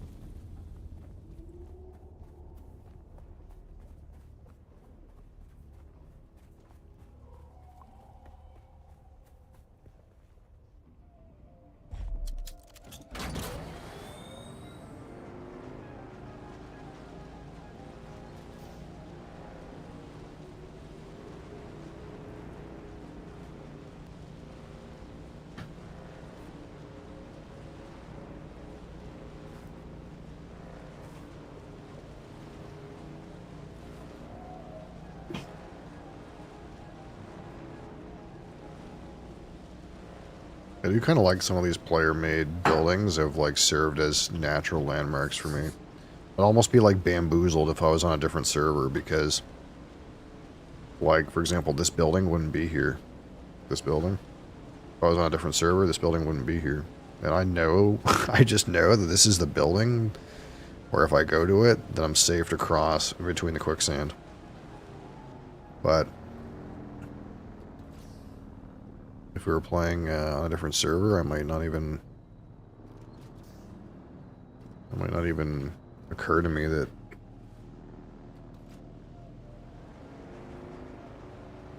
I'd have to use some different landmark, I'm sure. It was just interesting.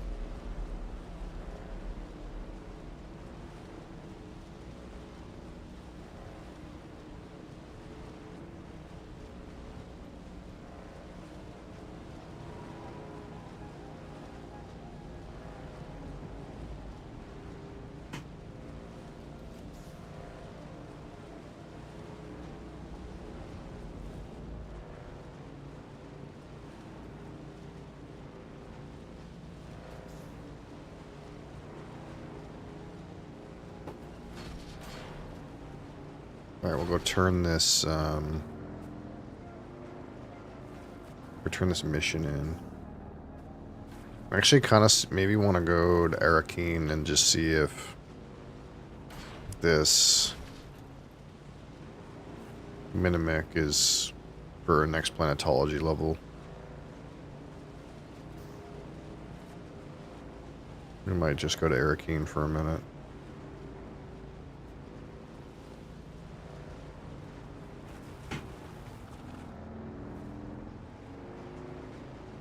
Because I know there's the next planetology guys there.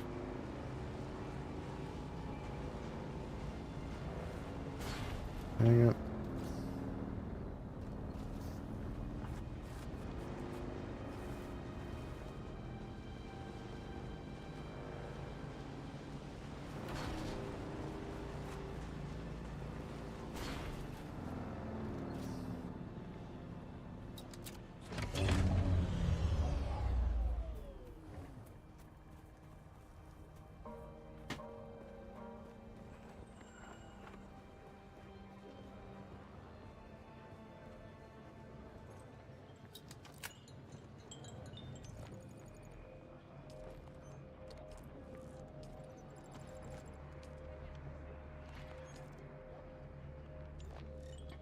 Our raids produce many slave herds, and each individual needs to be sorted and classed. Not every person taken is eligible for Mala status.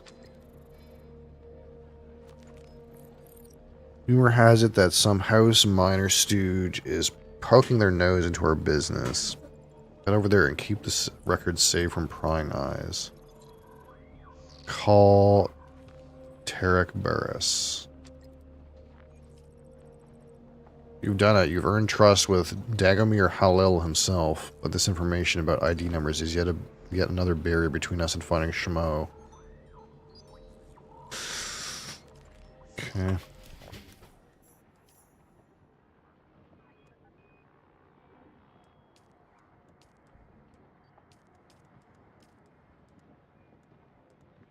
Finding Shmo. Investigate the runaway base. Oh, that's only right here. Oh, that's way closer than fucking around with this thing. I've already been up there, too. Okay, can you... Can I fly you somewhere today? Music to my ears.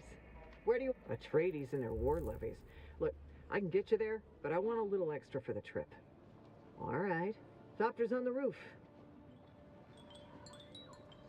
I'm gonna dump some of our money in the bank and see about the planetology guy. I could, like, talk to the Mentat guy, too.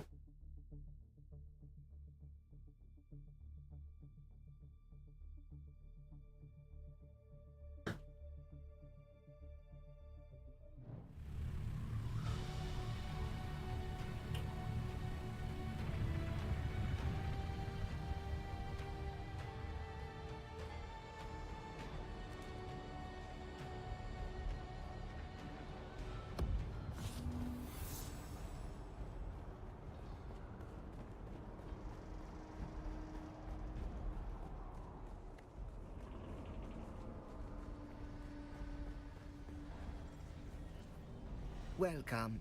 Would you like to deposit or withdraw Solar? How much Solaris would you like to deposit?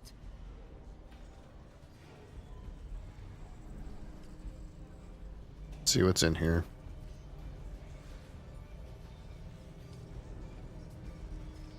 Dune Man heavy boots.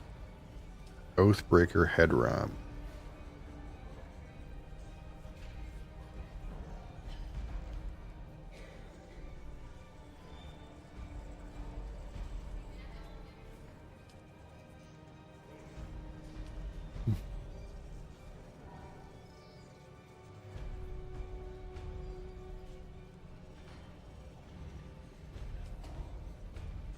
Radiation suit. Interesting.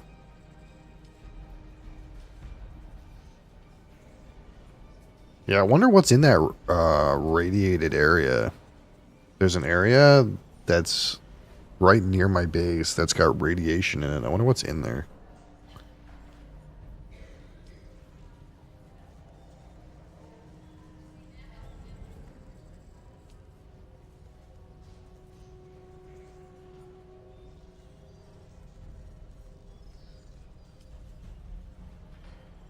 These stake resources I do not have.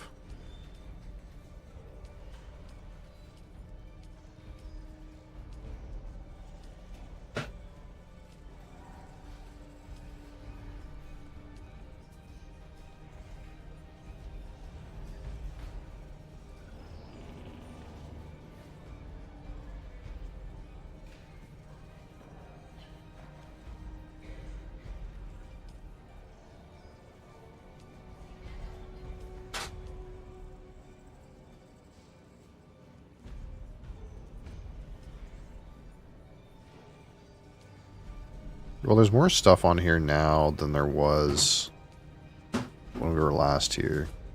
Actually, quite a bit more. Maybe things will pick up.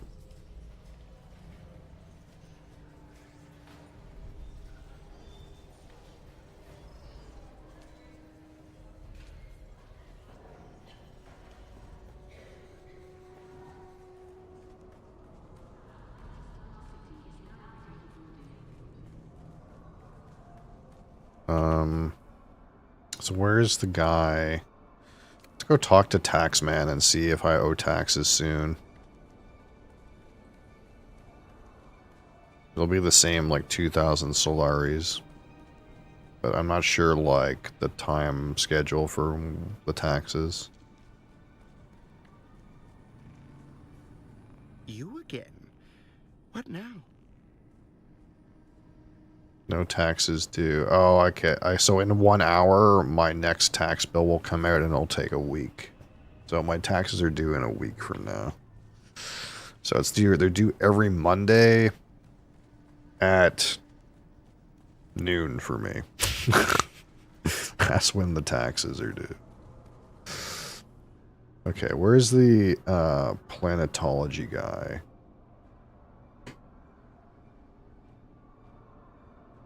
He's here somewhere. Base vendor.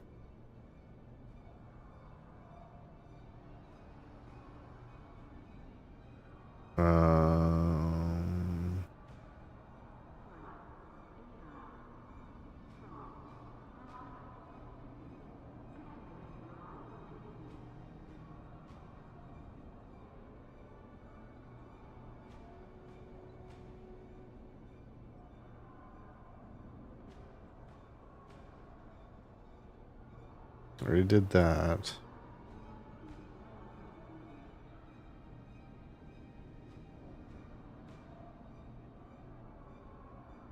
In the Sulsan Bowl. He's in the bar.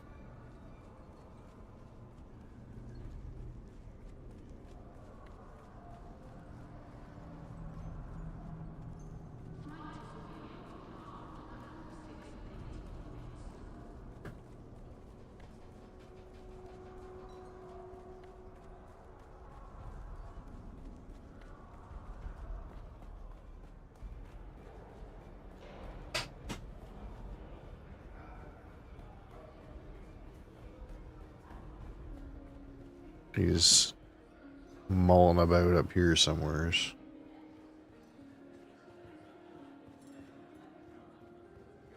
Oh, here he is. Why is this person speaking with us? Hi, Ritika. How's it going? Did you remove them from my sight? Why is this person speaking with us? We must not physically harm the peasants. I can already hear grandmother's lecture in my head. This guy's a real piece of shit. Is it now that I am imperial planetologist, it is unseemly to harm the paws, even just for fun. Very well, what do you want?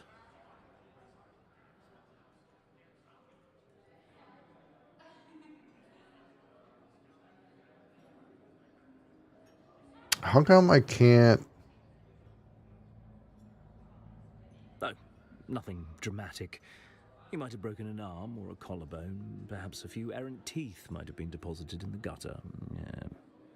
Just a bit of light sport, you know.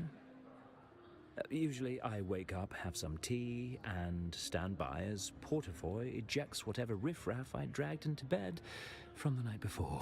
Okay. Bless you for that, Portafoy. Of course, that's what you meant.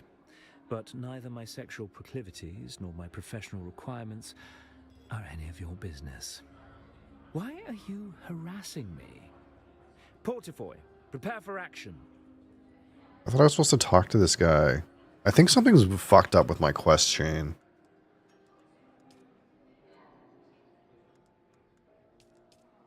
God, I was wondering about that because, like, in here, it's like, tells me to do buried archives, which I did. I did to deliver this, but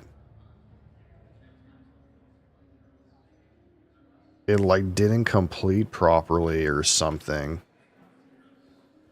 I feel like I have to go back and talk to Derek, and maybe I just didn't select the right things to get the next quest. And then I'm gonna have to come back here. That's kind of annoying. Fuck.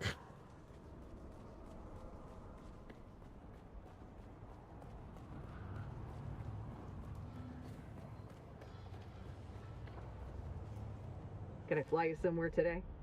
Music to my ear. The basin is a pretty big. Mir's place? Yeah, doctor's always warmed up. I can't remember if I brought gas. Problem with the bike that's over here is there's no gas in it. I can just buy some gas probably. It's almost broken and it's out of gas.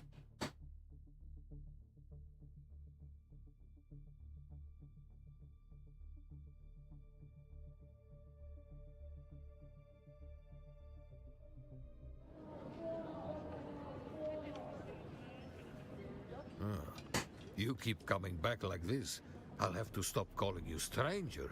Stranger? This guy have gas I can buy? He does have gas I can buy. Okay. Buy one gas.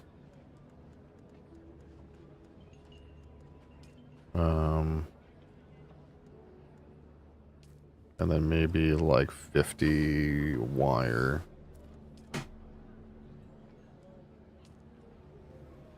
And then I should be able to just make a welding gun.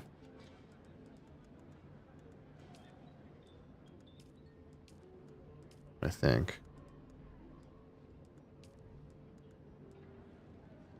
Can I just make a welding gun? Does a welding gun require shit.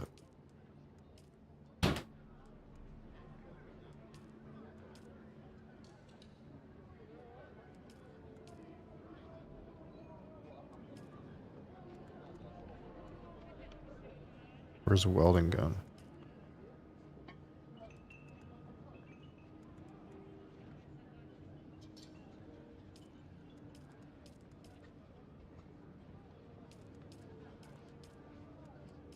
You might have to fabricate a welding gun. That's kind of annoying.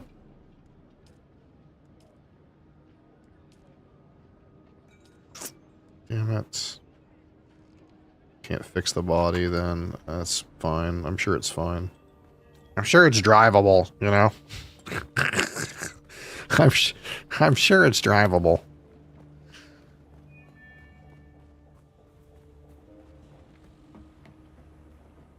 We'll feel it up, you know? I'm sure it's drivable. Yeah, it's fine.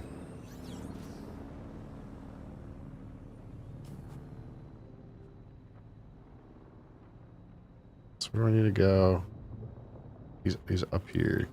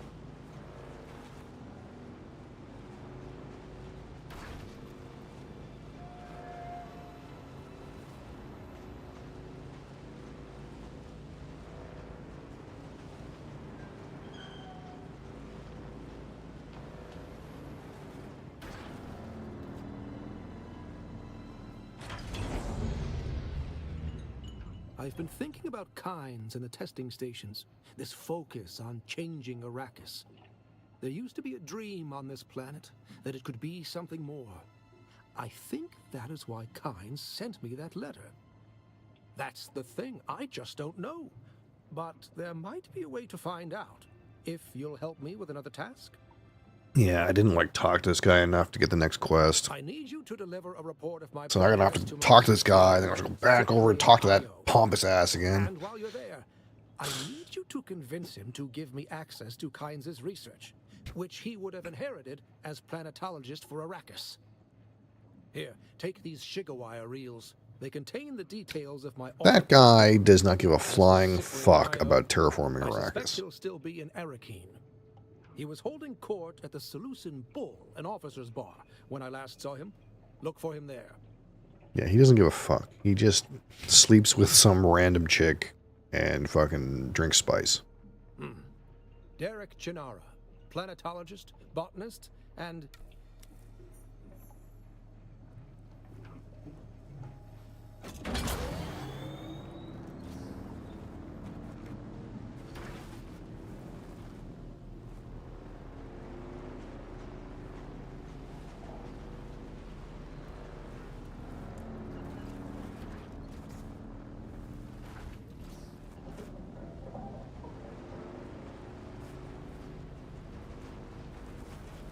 Like, I'm pretty sure, actually, like, nepotism is so rampant in this fucking lore that these guys, they just get born to some noble and they just get given some random ass fucking title. And they don't even know anything about what the fuck they're in charge of. They just fucking sit around and be rich.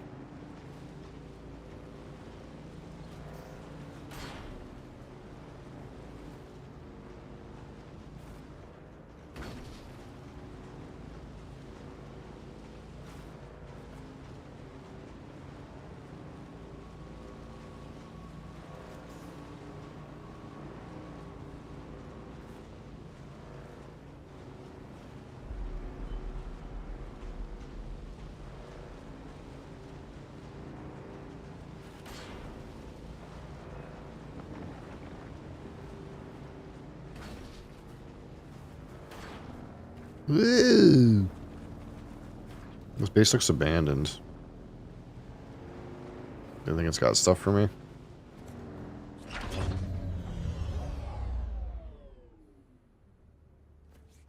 Fuck. No access. It's not abandoned. It's out of power, but it's not abandoned.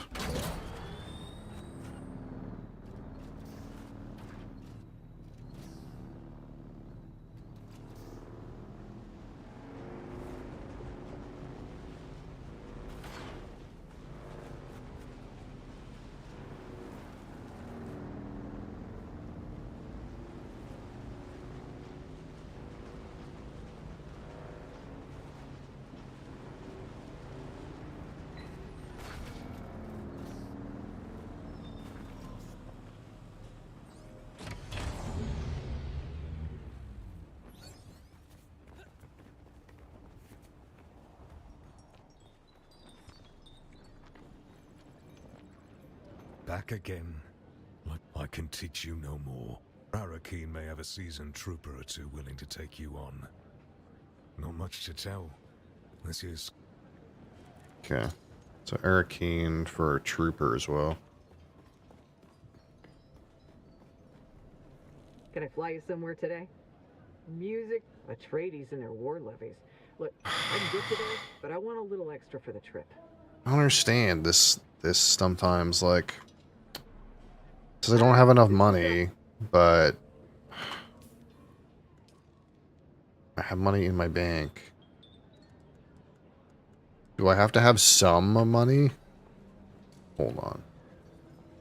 I think I might have figured out the bug. Like this. Let me sell this guy something. You stranger. Let's sell him this Holtzman field.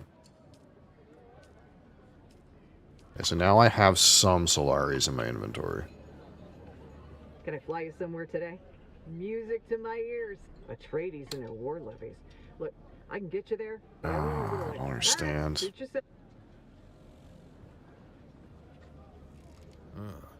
You keep coming back like this, I'll have to stop calling you stranger. Yeah, I don't think I can get to the amount of money required. That's so annoying. See, I wouldn't have deposited it at all, but I kind of thought that they fixed this fucking shit. Where you can't fly with your bank account. You gotta fly with money in your hand.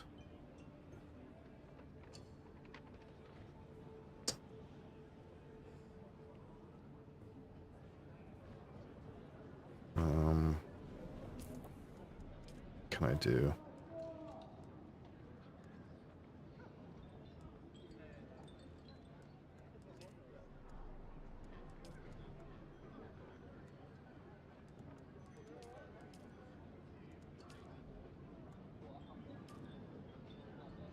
That's annoying. Can we do?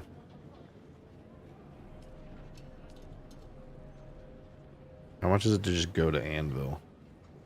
Can I fly you somewhere today? Music to my ears.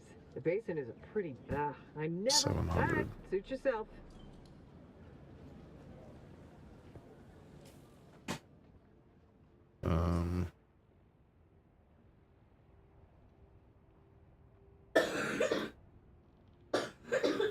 We can kind of just like do some random shit around here for a second and make enough money, but it's just really annoying.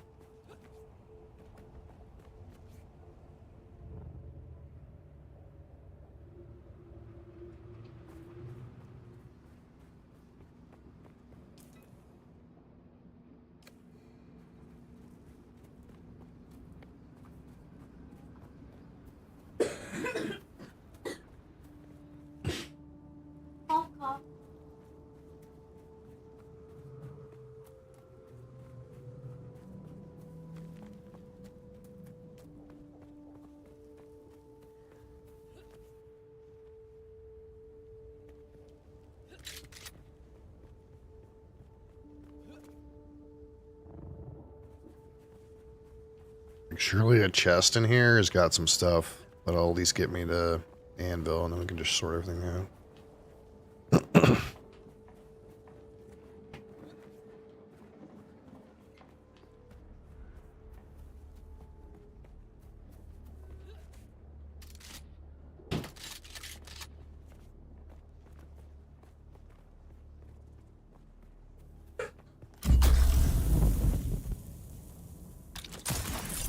What the fuck? It didn't latch.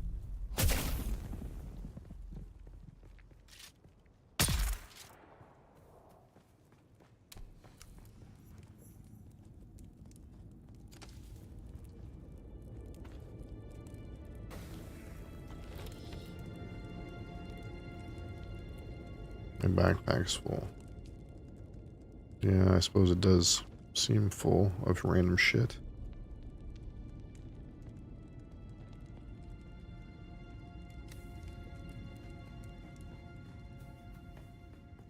I guess I should have sold my random Holtzmans and stuff.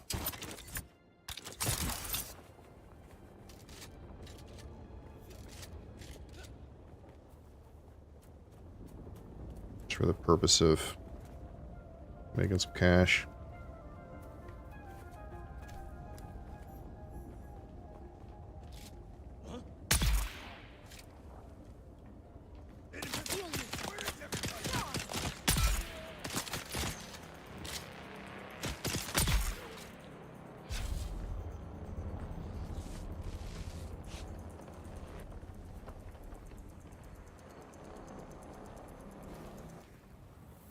Any loot?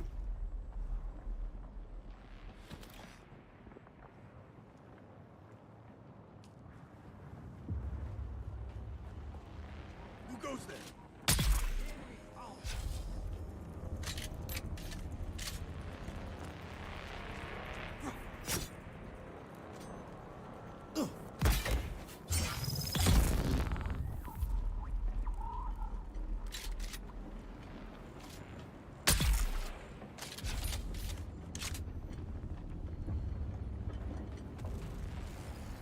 I sell these fuel cells too. They're worth something. Where's the intel? Oh, here we go.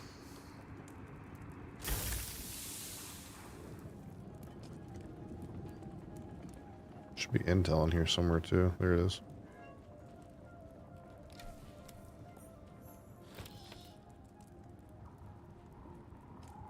Alright, how much cash do I have now? 48.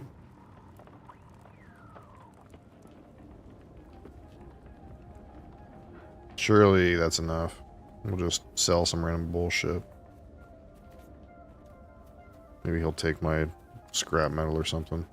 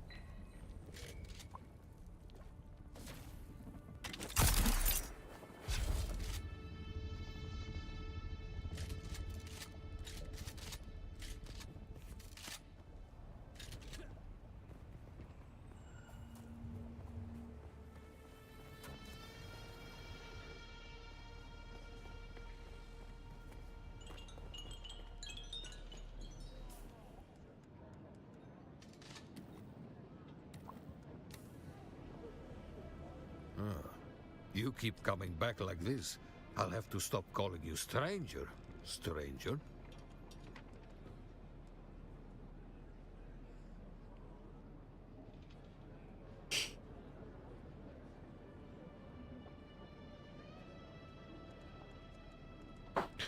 Alright, what can we give this guy? He doesn't want my random raw resources? Why do I have 2 silicon blocks? That's weird. You can have this. What do I need to get to? 700? I have this. Wait, is this going into my bank? No, okay. You keep coming back like this, I'll have to stop calling you stranger. Stranger? I kind of thought I could sell him scrap metal, but I guess not.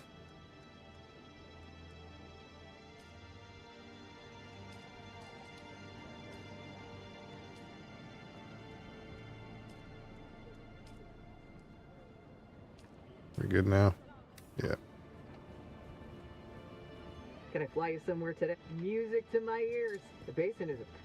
I never miss the chance to let... See, like, it shows up, this thing, this credit thing shows up here, but you're not allowed to pay with it. Let's move. I don't understand. It's like bugged.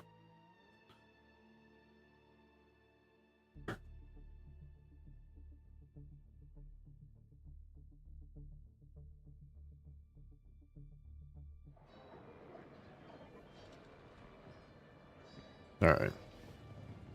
So... we gotta go dump our shit out. And then...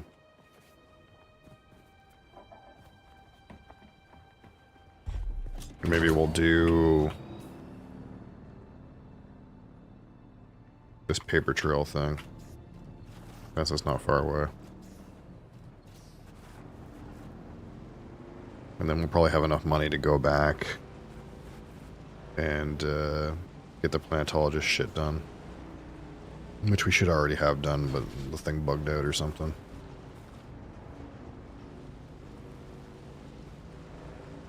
I'm surprised that that guy wouldn't allow me to sell him fuel cells. He would take the manufactured vehicle fuel, but not the fuel cells.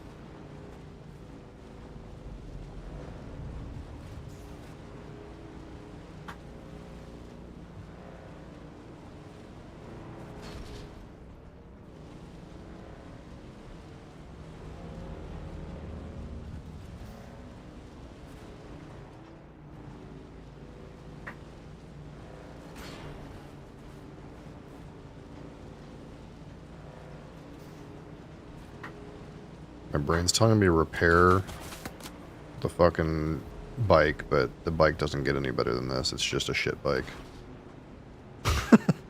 We gotta just remember, it's just shit. It's falling apart. It is what it is.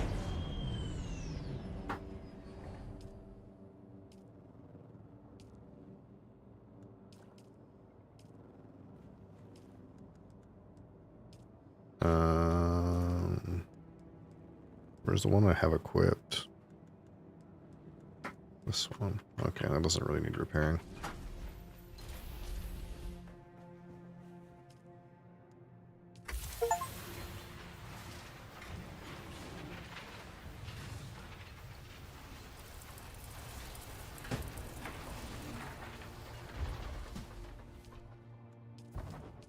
Got the blood out. We're gonna need another cistern where our water is full.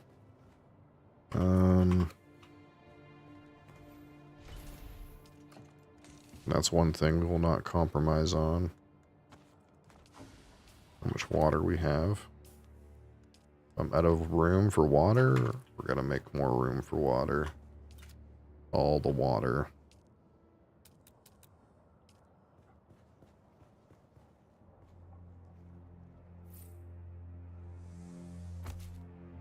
There we go.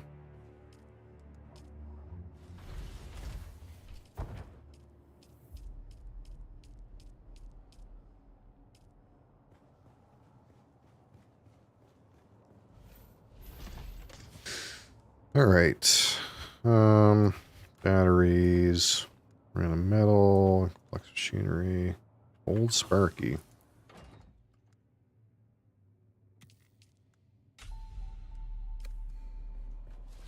Got some good Servox out of that. Run.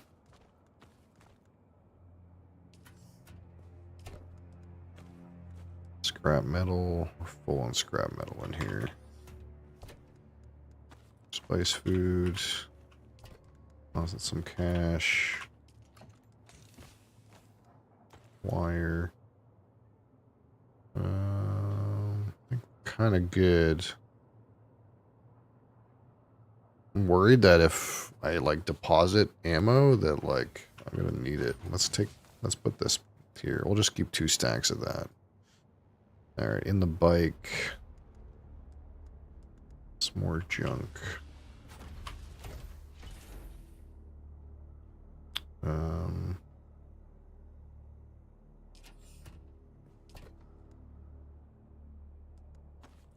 Gun parts, weapon parts.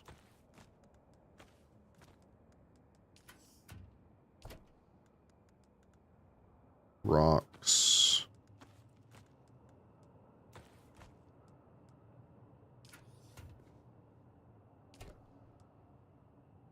This thing is full of batteries. So we won't fuck with that. Full of metal. Spiced steel.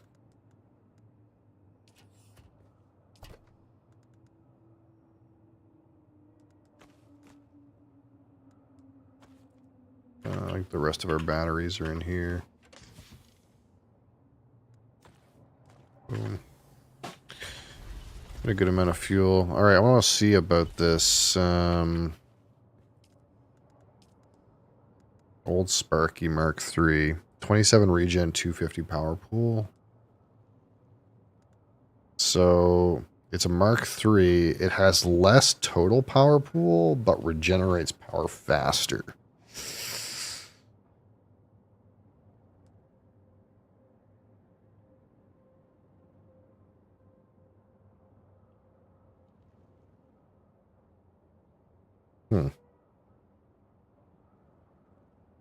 I don't know that that's enough better that I care about trying to spend cobalt paste on that. I don't have a whole lot of it.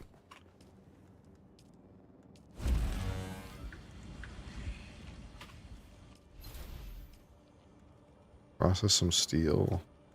I don't need it. I only need more steel. So much steel. We're mostly good.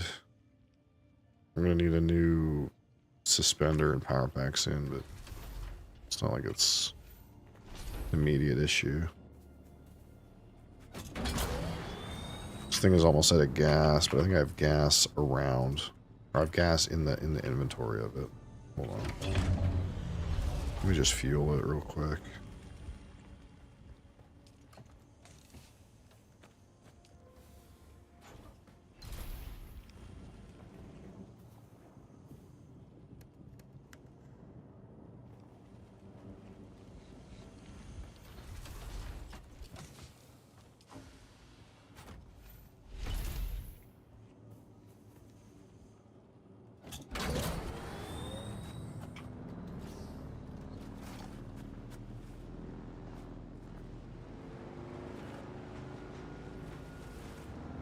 Oh, I need, shit.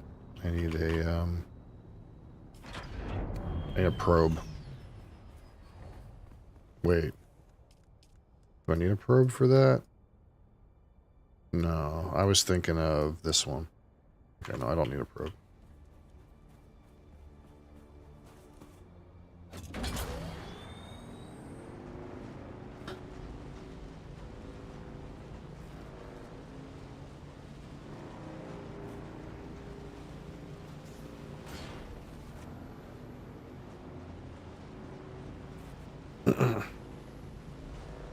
Is this thing abandoned?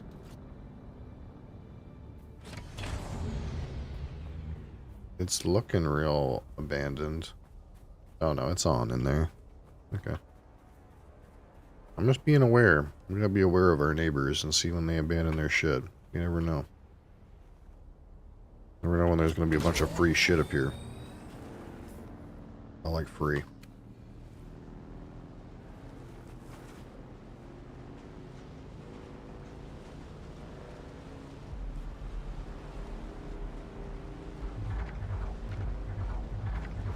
Oh, fuck. Oh well. Piss off a worm for once.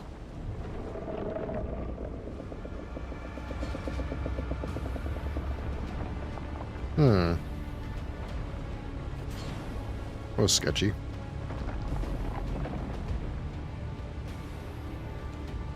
You know, just hang out on the drum stand for a little bit, piss off the worm. Why not?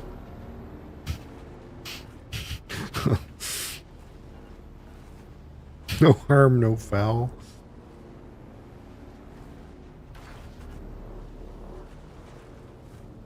So where are we going? Guess we go up through and this way. We check the little... Since we're here, do we check the little cave? What's the proximity of it to where I'm at right now? So it's like right here.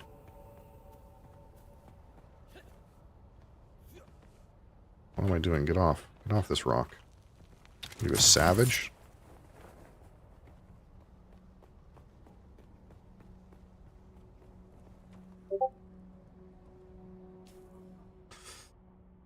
Oh, my, for some reason that's not on. Hold on. Streamer mode. Enable. Okay.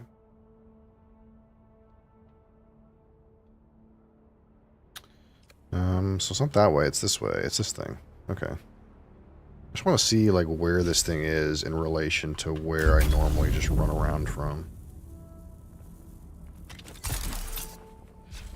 That'll help me, like, efficiently be able to take the stuff out of it.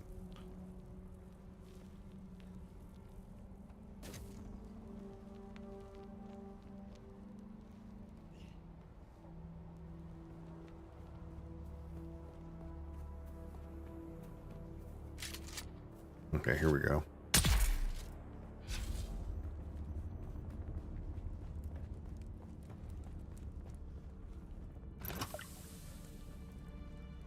Like, I kind of almost don't care that much about looting the guys. I kind of, and I know there's blood here, but I kind of just like, I think the way to do this, because we're not here for blood, we're here for the chest, is to just try to get these guys dead as fast as possible. Get the chest and then leave.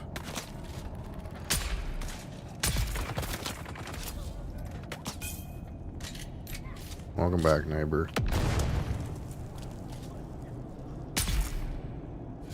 That guy's dead. I think there's another guy. There he is.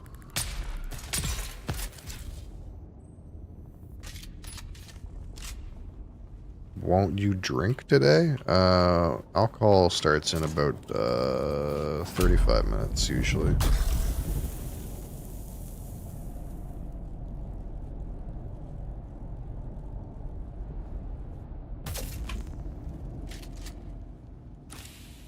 Alright. Night Rider Sandbike Boost. Spice infused iron, Karab heavy pants. There's a resource scanner in here, but whatever.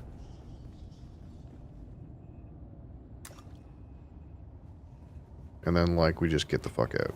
We don't care about any of this other shit. Like, there's band-aids and stuff there, but, like, whatever. And, like, looting those guys, looting that blood, whatever.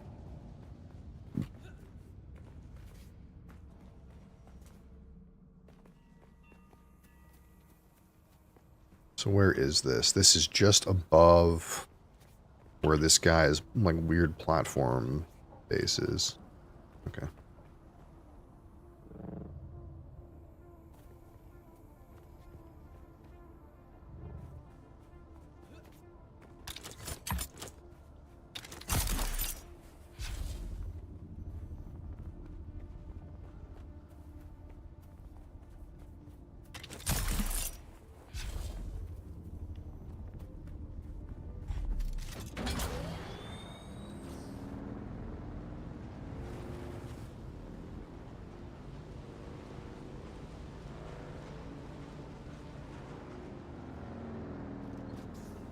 Ah, shit, here we go again.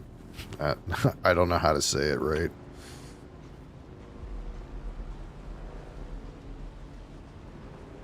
I never played Vice City, I'm gonna be honest.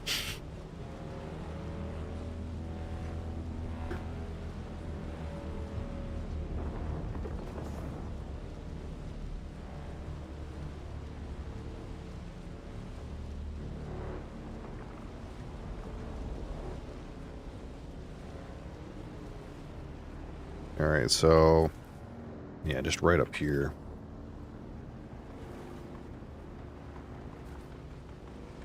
These guys are fighting these Carabs and slavers.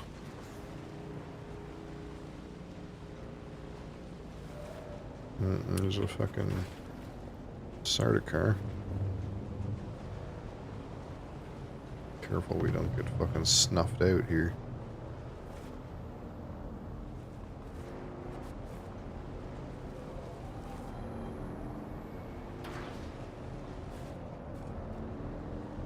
Need a place to hide my car. Does this work? It does.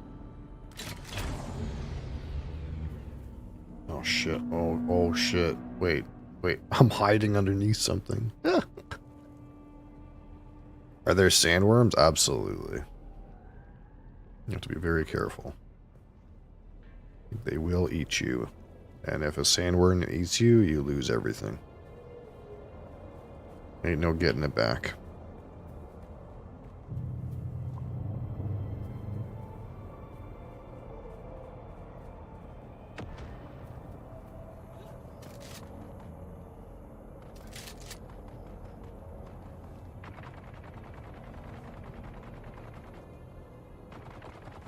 What is happening? My guy's like glitched out on the wall. Okay, can you get off? This is weird.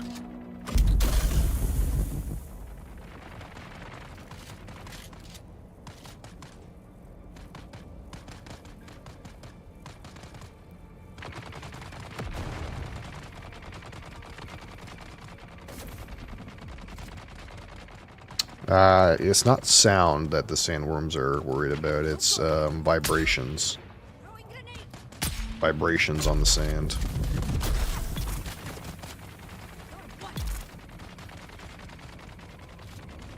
They hate, well, I wouldn't say they hate, but they're attracted to vibrations on the sand.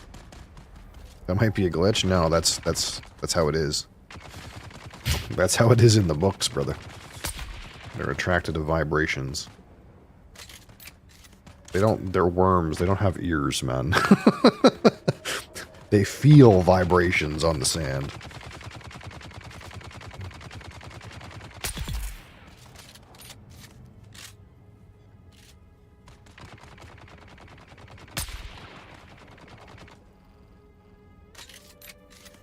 Yeah, I'm not really sure what I need over here, but every time you're over here, the bandits and the slavers are fighting, so...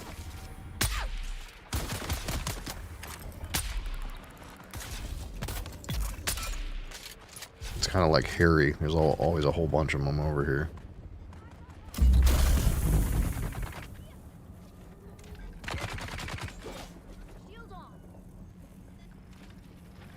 I need something that's over here somewhere.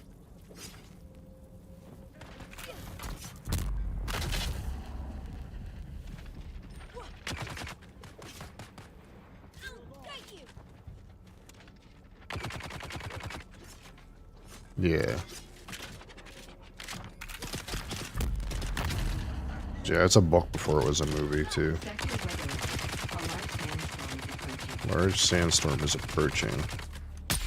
Let's get rid of this guy if we can. I need to get underneath. Where's the sandstorm coming from? This way?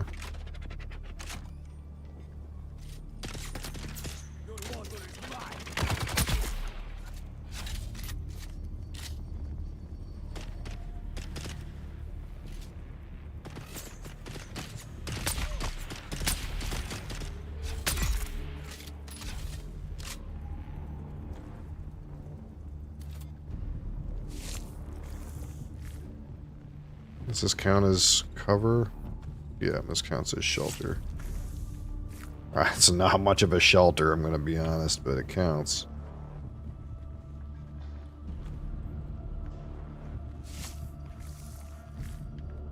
As long as it counts. Sector weather alert. A large sandstorm is approaching.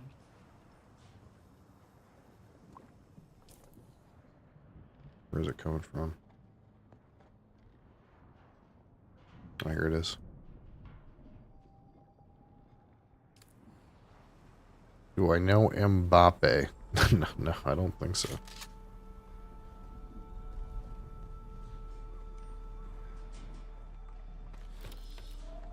What do I need? I need something over here. Something in here. Oh, here.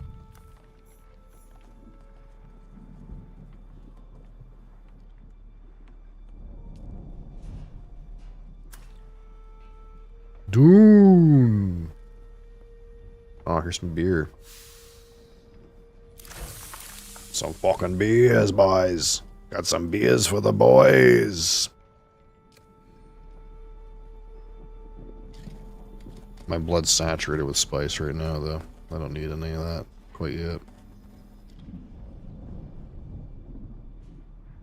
We gotta wait. We're about to get blasted by sand, and I know this doesn't look like a place to that's safe from a sand blast, but it's as good as we got. As good as we get. It's coming. Yep, it's coming right now.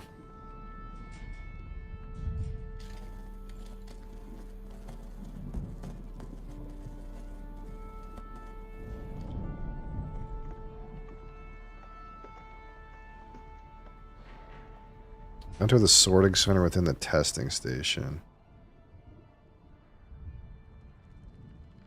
Where's that? Which testing station?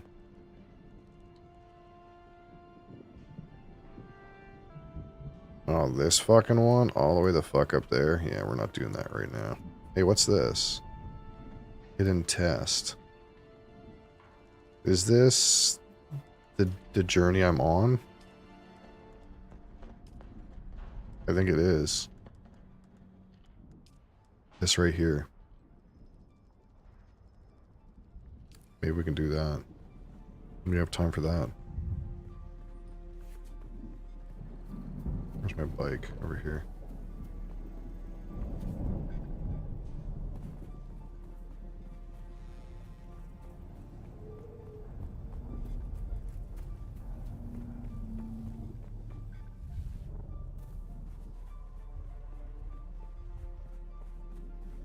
Let's see if we can get over here.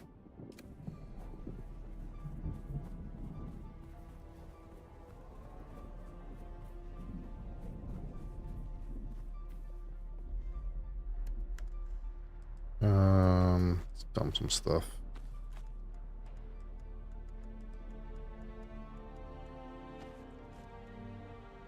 Knight Rider Sandbike Boost. Knight Rider.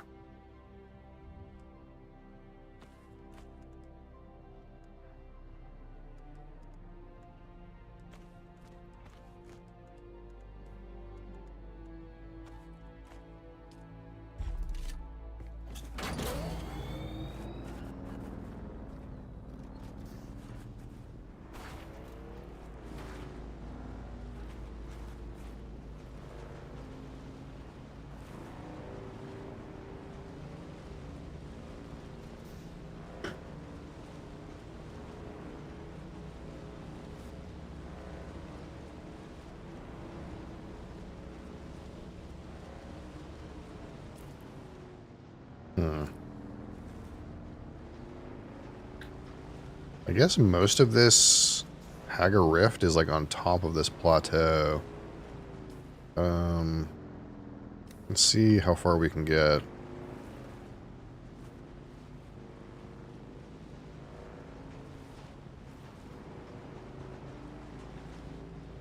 Seems like, oh, never mind. It's almost like 2 level. Like there's a plateau, there's an area underneath as well. Some sort of chasm here. Is this certain doom? Is that like certain doom down there? I get the feeling that's certain doom.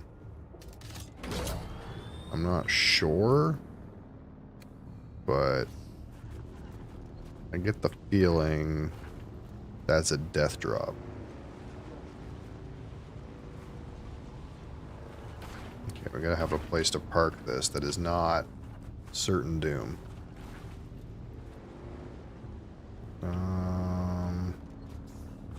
Oh, this works. Apparently I'm enclosed right now.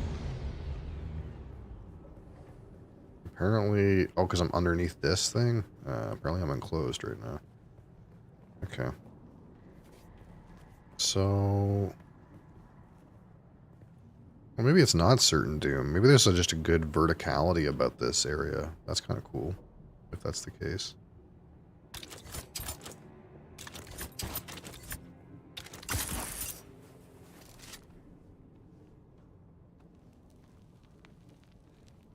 We gotta get up to this purple cave for my drug vision. We have to go on our what do they call that? Spiritual journey, or what do they call that? When you go on a fucking drug infused like journey to find yourself. I can't remember what they call that. It's a spirit journey.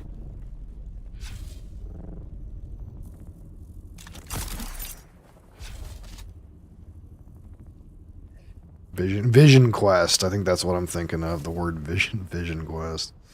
I'm on a vision quest. My guy's bugging out climbing this for some reason.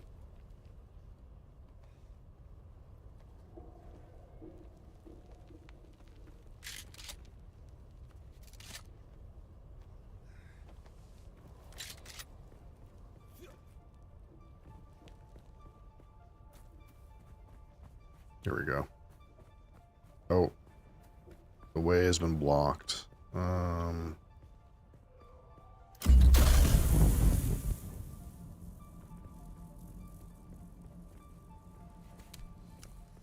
The hidden test. Level up. Level 61. What's the level cap in this game? Holy shit.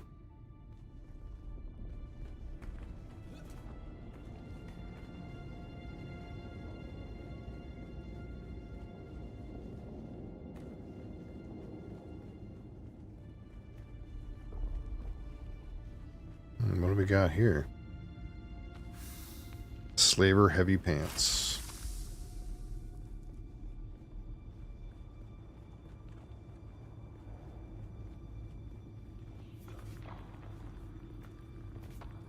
Here we are, time to do the drug.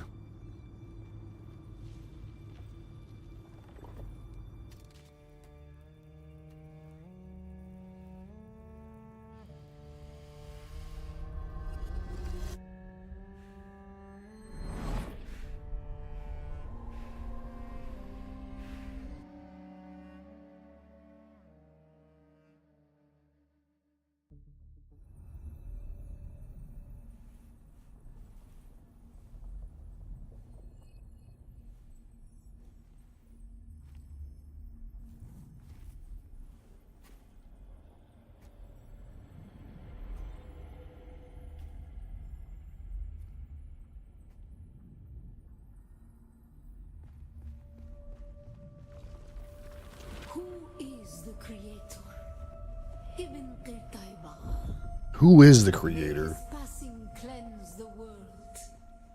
Do you understand, Wally? I'm trying. God gave us the gift of thought. Action. Words of the Kitab al-Ibar. Their works have been overturned. Bila kaifa.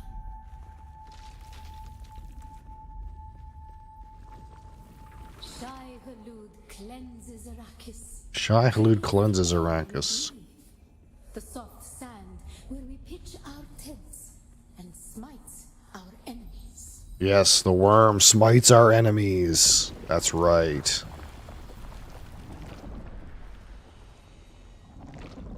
We like the worm. It smites our enemies. The worm gives us life. The worm is the creator. We must fight for the worm. Yes. I'm being indoctrinated. We grew soft on Poritrin, an easy planet. And God brought the weight of kindliness to prepare us for the typhoon that comes.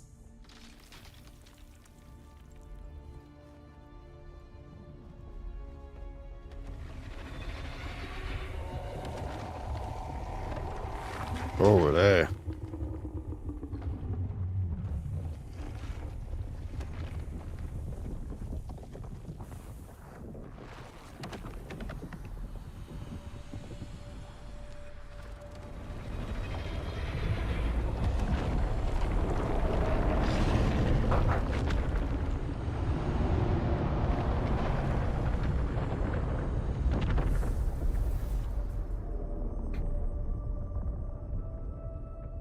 I mean, if I was constantly inhaling like worm placenta all the time, I'd probably imagine that was also God.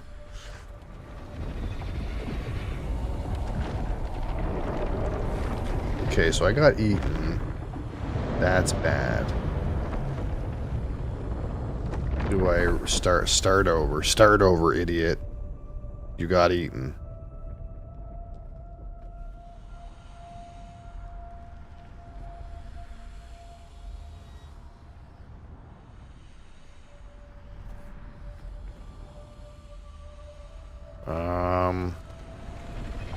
Okay, start over, idiot. You got eaten.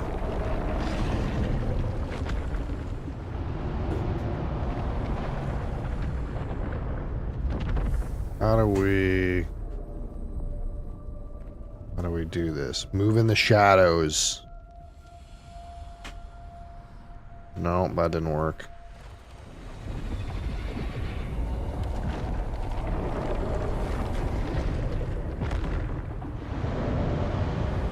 I think when she said, "Do you understand, Wally?" I should have said no.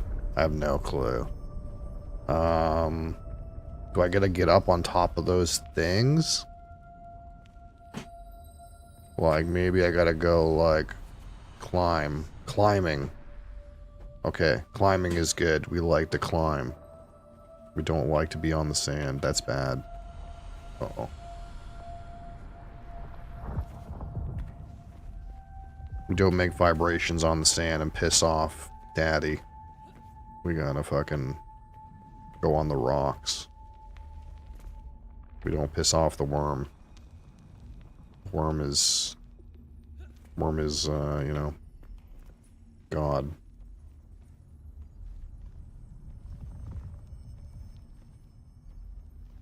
I guess that's what's happening.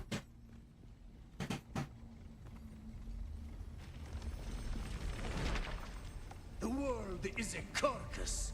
Who can turn away the angel of death? Our footsteps are as the drums of the slavers, calling Shai Halud upon our enemies.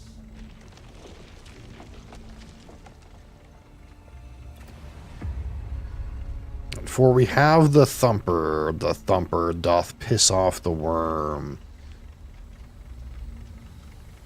and kill these dirty spice harvesters.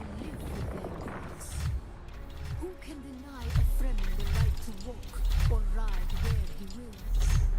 Only Shai Hulud, the maker. Only Shai Halud the maker. Yes! Eat them!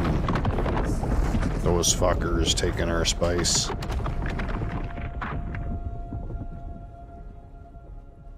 Only we can have the good drugs, not them. Who is the creator? The fucking worm. May his passing cleanse the world. May his passing cleanse the world.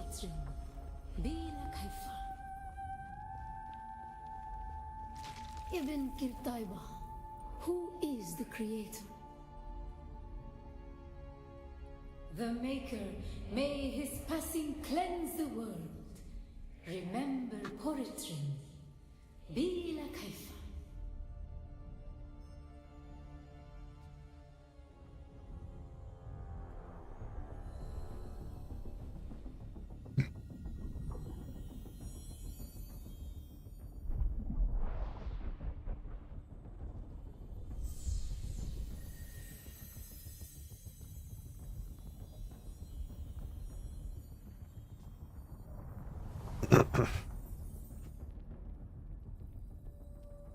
I think that means I can use a thumper now, which is good.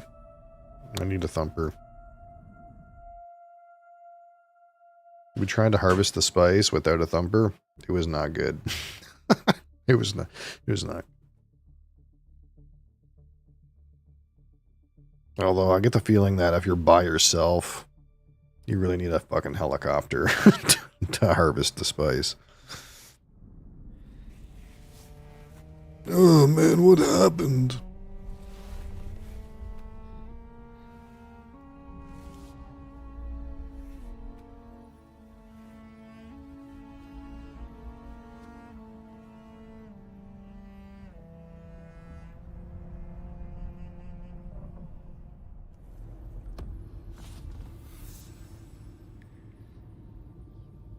What happened, man? That was some good drugs. But I think I know how to use a thumper now.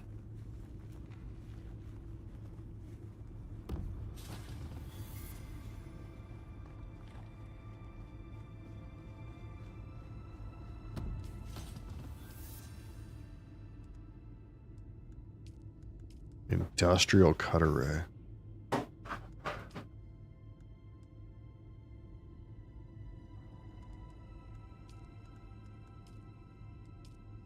There is it. There it is.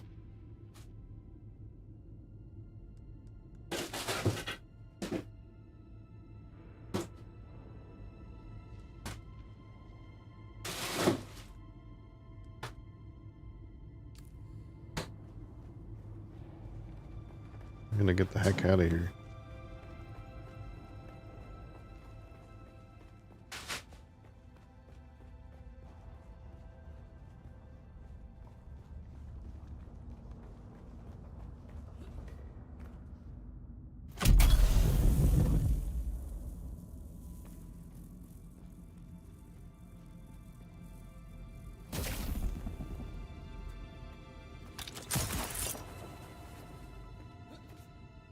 What engine is this made in? Is this Unreal 5? The lighting is really good.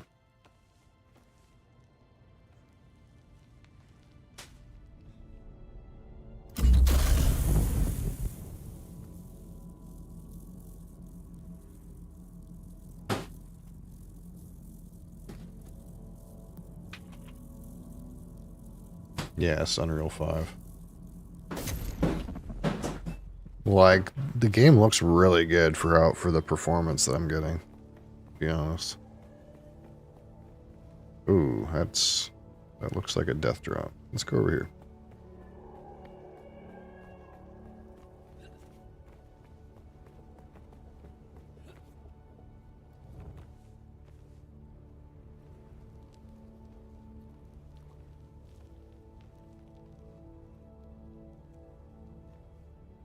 I don't know where I left my car. It's down here somewhere.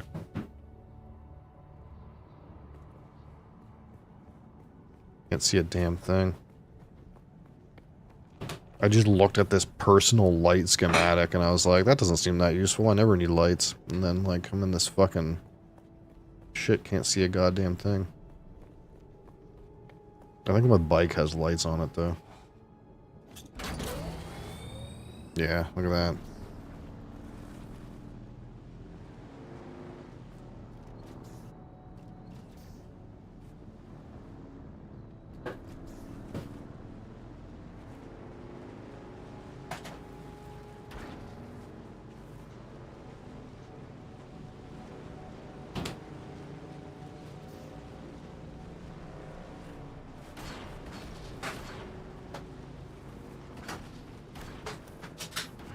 Ooh, I don't really want to go in here.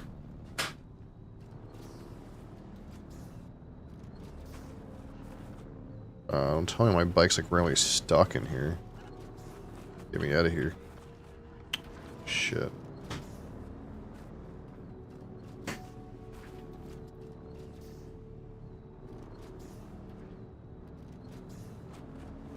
There we go. Fuck, that was kind of spooky.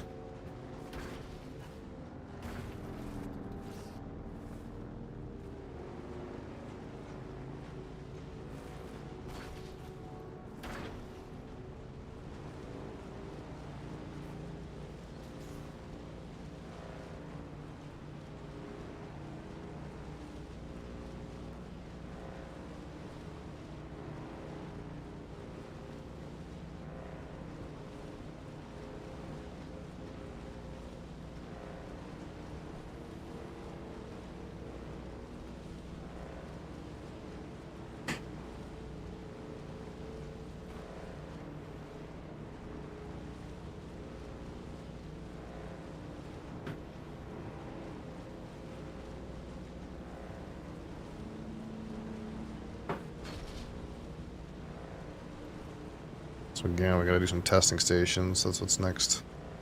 How much cash do I have on my inventory? Not quite enough.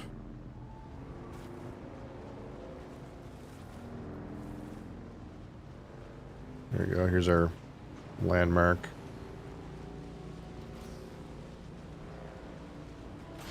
That we know that we can go to. We gotta cross this quicksand.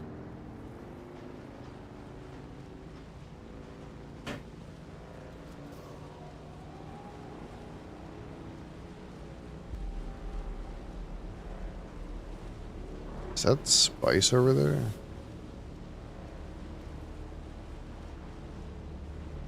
Can't tell.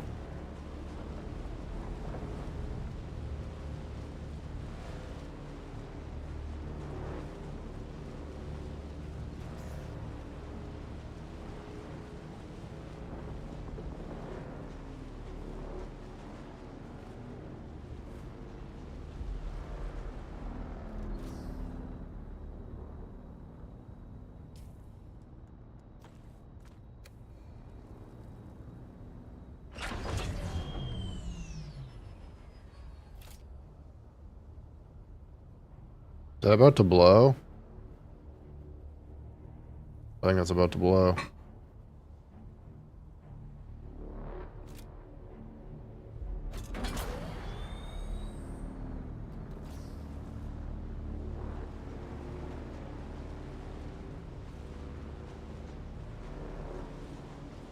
See if we can get across. I think that's about to blow spice right there.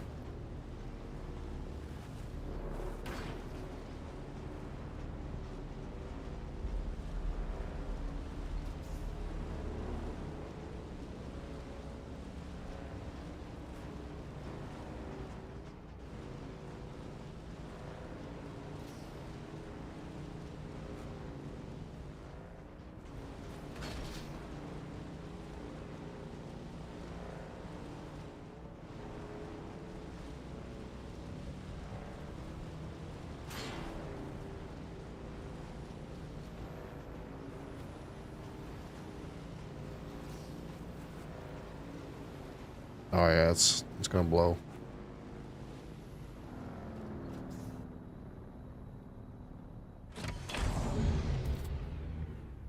At some point.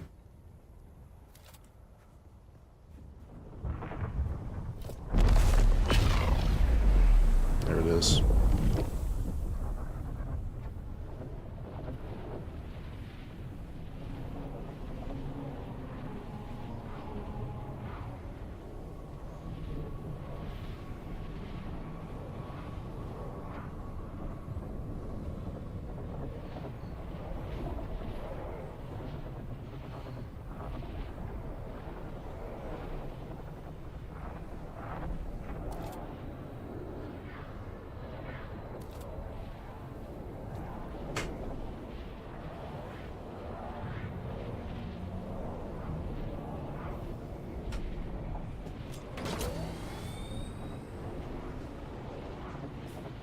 It's right on top of this fucking drum sand, though.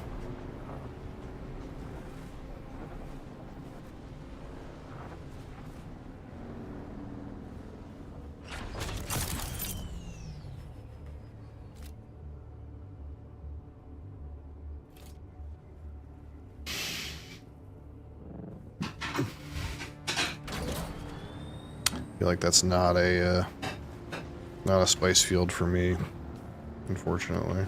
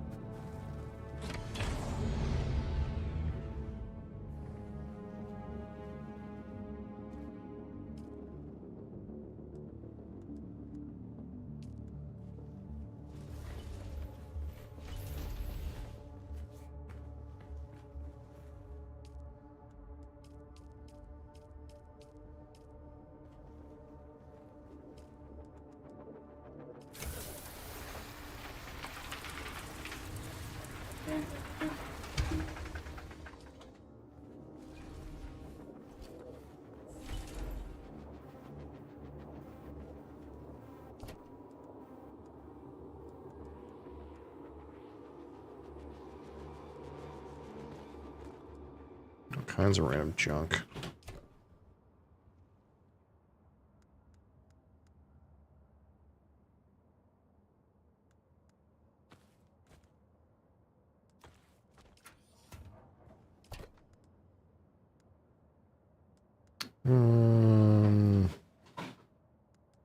It's this.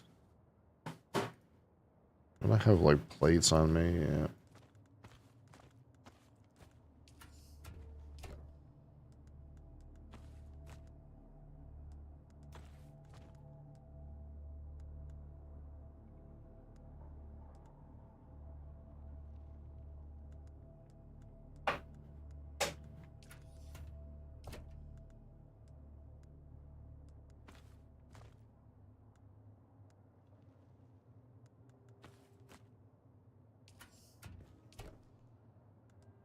This container's also maxed.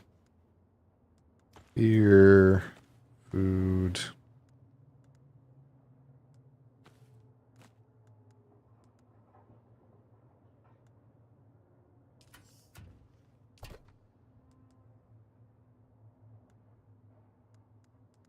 Sandbike PSU 3.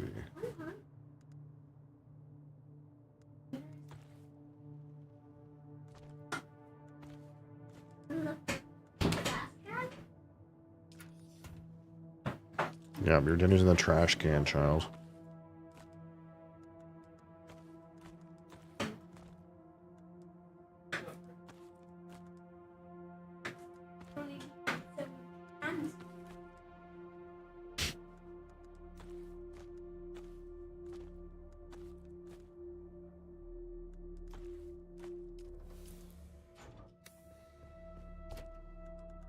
Cash, money. What happened to that blueprint I had? Oh, here it is.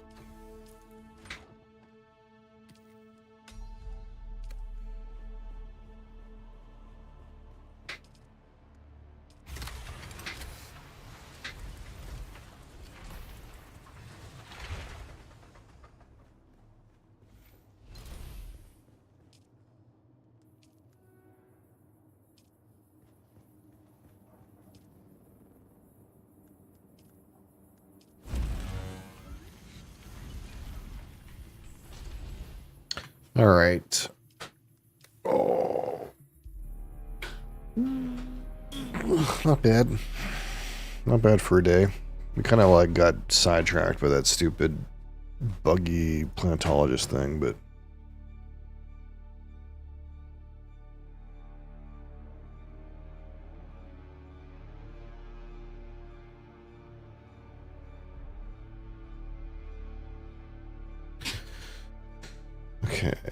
Close this. Close this.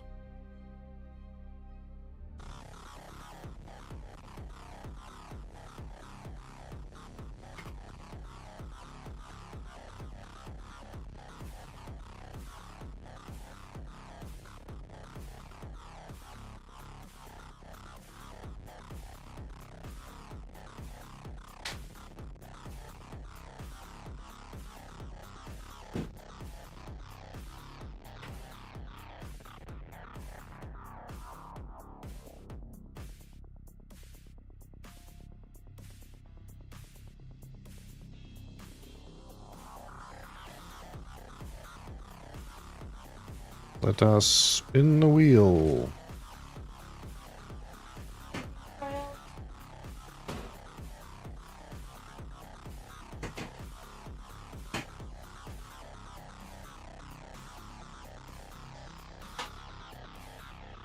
What happened?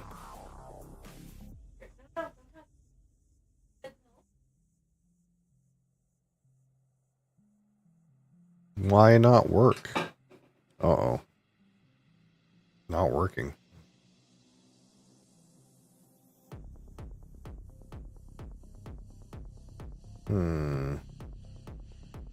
Broken? Oh no. It broken. It does not want to work.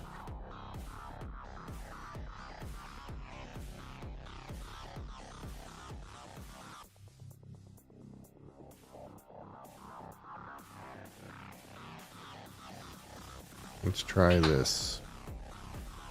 Nope, still broken. The website is acting kind of weird.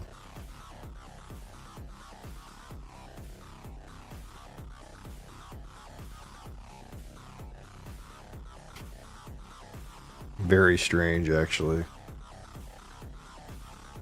And when I go look at the scripting, for some reason, the website has Ventorius's face as its icon, which doesn't make any sense.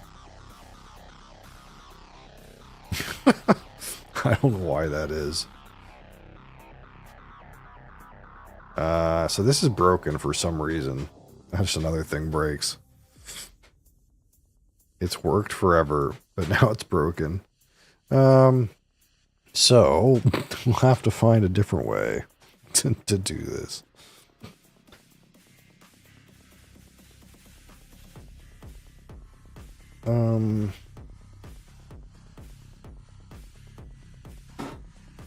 Guess we have to ask ourselves, what's left to review?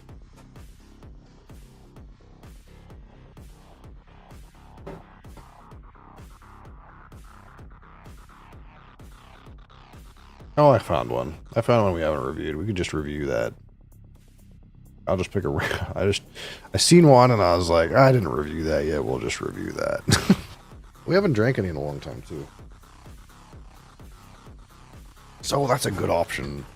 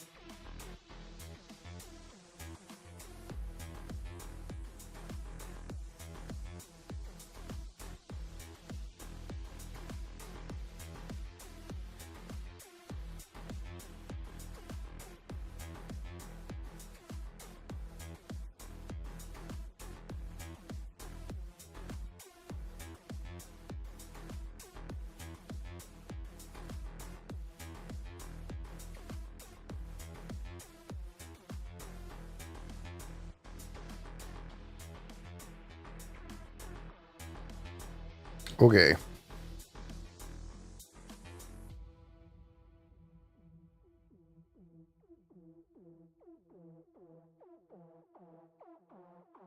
Man.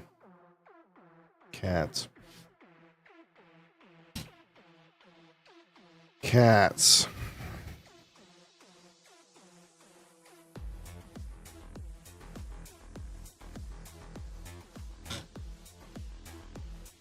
I see you, cat.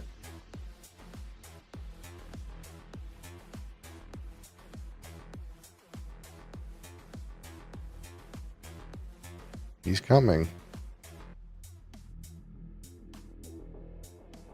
Are you coming over here? No, maybe not. He's gotten distracted.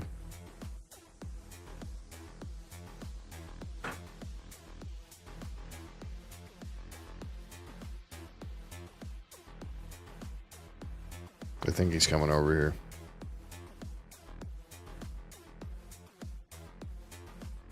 I see you.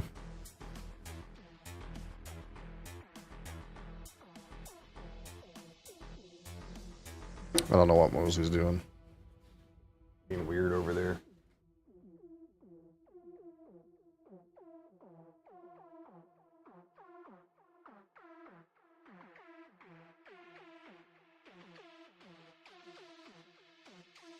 He's gone.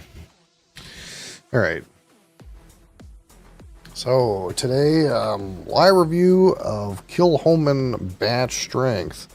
57% alcohol. Oh, there he is. There's that cat. Of course, as soon as I start talking. This is independently owned Isla single malt Scotch whiskey. 57% alcohol, 114 proof, non-chill filtered, natural color.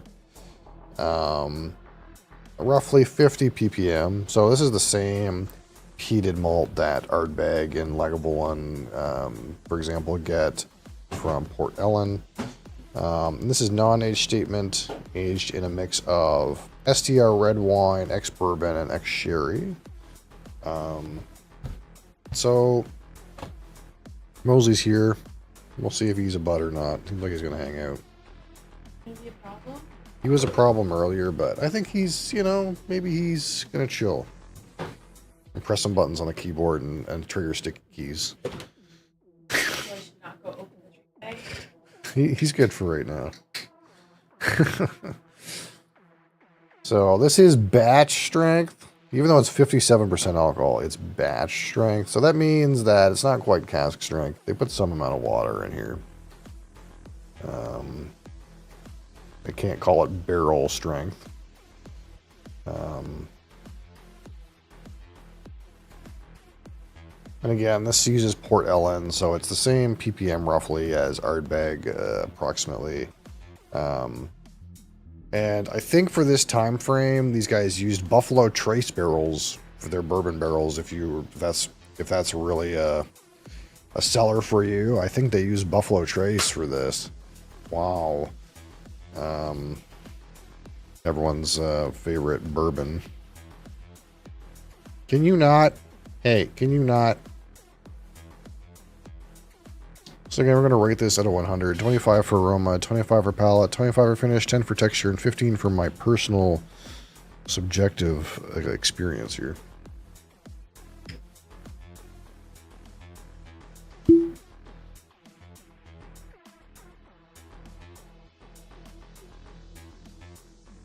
And of course, for 57, it's going to be a little spicy. It's also not terribly old either. It's probably like 7 years old, something like that. I don't know for sure, but it's probably some kind of like age like that. And it's going to be a smoky one. I already can smell the campfire from here.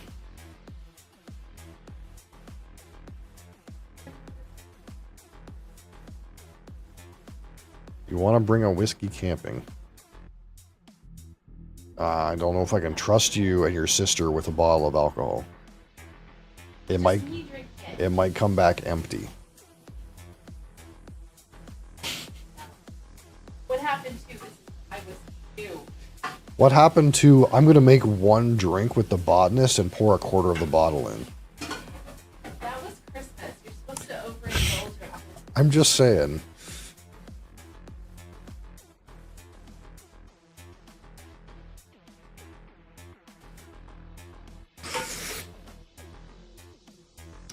All right, so natural color here. Again, this is something like 7 years old, red wine, STR red wine, ex-bourbon, ex-sherry. Of course, STR is where they scrape it, and then they retoast it and rechar it. So it's got like a mix of red wine and a new charred oak. A little bit, sort of, maybe.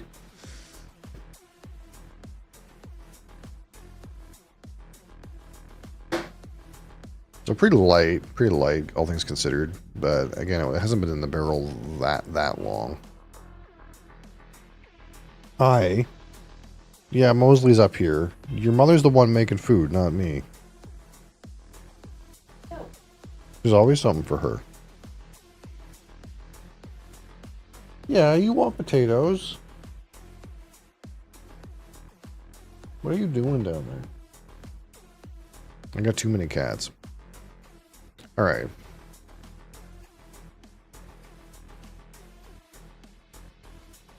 So yeah, initially that kind of like campfire, smoky thing going on. A little bit vegetal.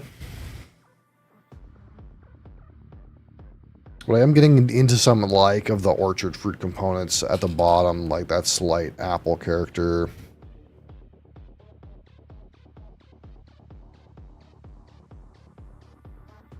Like apples and pears.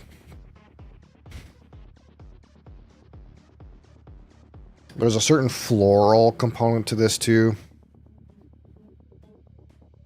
Something like burning flower fields or something like that. I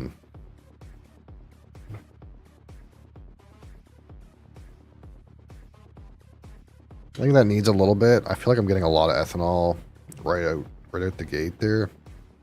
We'll give it a little bit more time.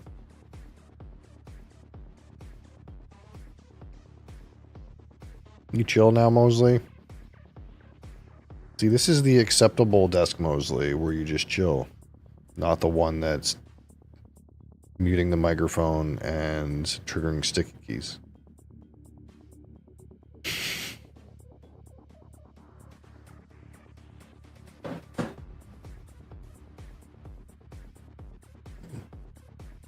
It's potatoes, cat. You don't want potatoes. You said turkey. She wants some turkey. How dare you make turkey and not give her some? You cooked a bird and didn't give it to her.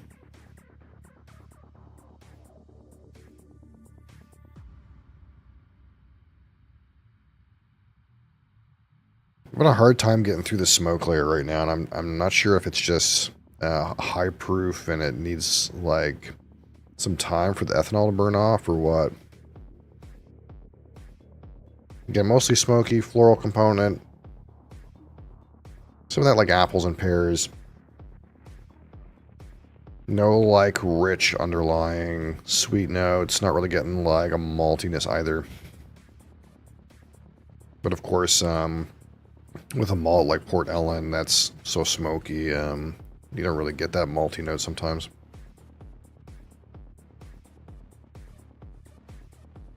Yeah, something like campfire, burning barbecue, slight vegetal component. Alright. Kilholman, batch strength, 57% alcohol. I don't know if there's different batch strengths that are different percent alcohol. Anyway, this one is batch strength, 57% alcohol. I don't know if there's a different one on the palate. Cheers. We're so lucky I have self-restraint.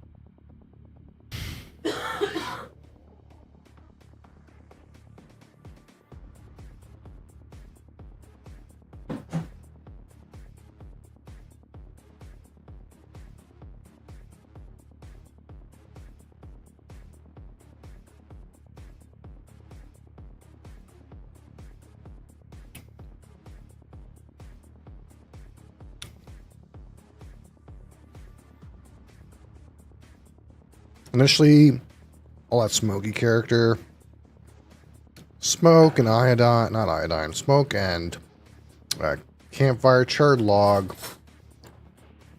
You get that like, again, like slight charcoal aspect. You get a little bit of those orchard fruits underneath. Again, slight vegetal components as well. Not too earthy. Onto the finish, the spice spikes a little bit. Again, very smoky. Kind of maybe get like, again, more like creosote, burnt log. Near the end of the finish. Maybe a little bit of oakiness, but not very much. Finish is like medium. I think we're going to have to sit with this one for a minute because this one is like really super duper smoky right now to me. And I think I just need to get through some of that smoke. I don't feel like it, I don't remember it being so one-dimensional. And it's been a while since we drank this, but...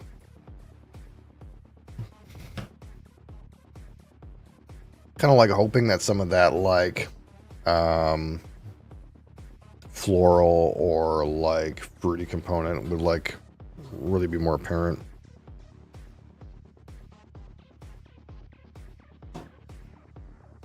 Some saltiness coming through. Kind of like fresh sea air.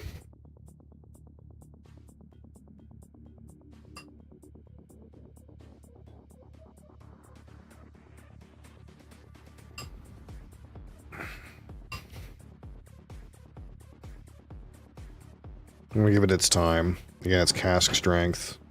Lots of smoke going on.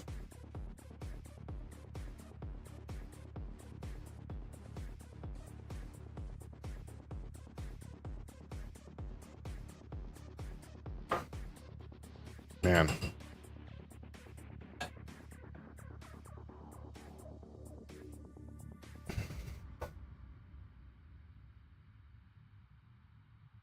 Yeah, it's really hard to get past that smoke layer. It's become really salty all of a sudden, but it's I feel like it's hiding something. It's hiding stuff.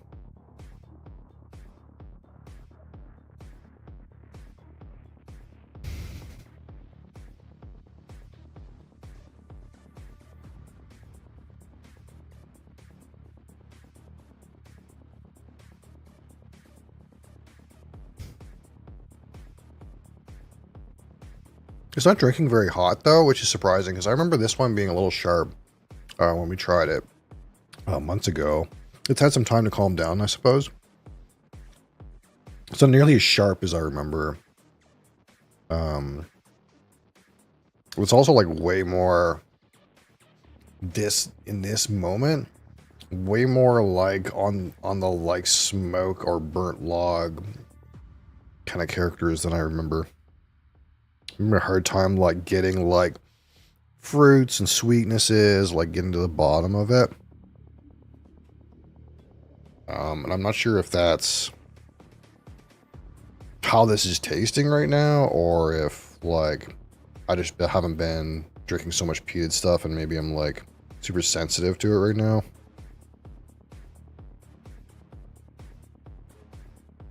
Because usually, like... these Port Ellen peated ones, like, you know, I can hang with the smoke and then dig in there and get some extra elements, and the smoke is like a dimension rather than the profile. And right now this one is just hitting me like a smoky whiskey with some orchard fruit and spice. Not really like giving me much else.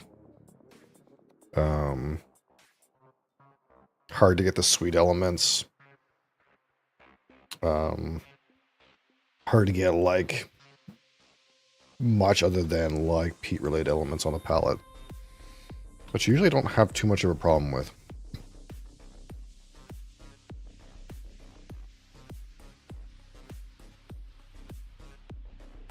Which just doesn't seem quite right, so I'm trying to be patient. But as it is right now, Kind of seems a bit whatever. Hey. Are you going to come fuck shit up? I think you got to stay on this side. That would probably be optimal. Because there's stuff over here. We don't need you over here fucking shit up. Yeah. You're good where you are. There's nothing really over here that you need to get at. You goober.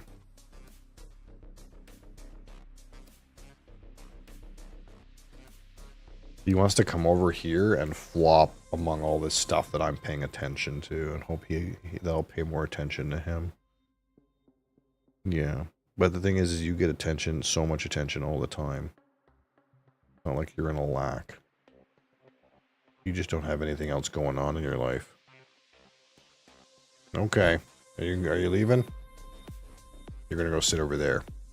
Okay.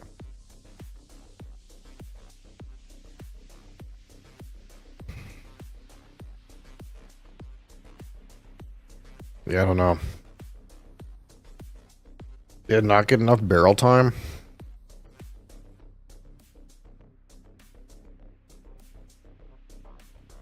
It's really hard to get the sweetness out of this.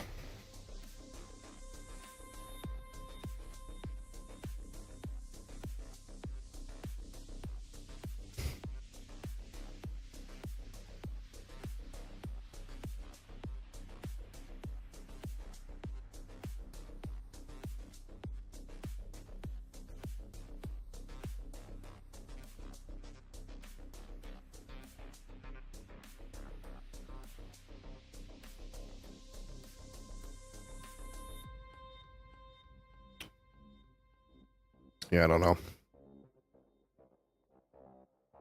Whatever else is impacting this that's not like smoky malt related, it's not coming across to me right now, and I don't know if that's just, again, for some reason I'm very sensitive to this, or if like the parts of the whiskey, like the ex-sherry, ex-bourbon, ex-red wine, those like maturations are just not providing a strong enough voice to compete with that Port Ellen malt. At least not right now.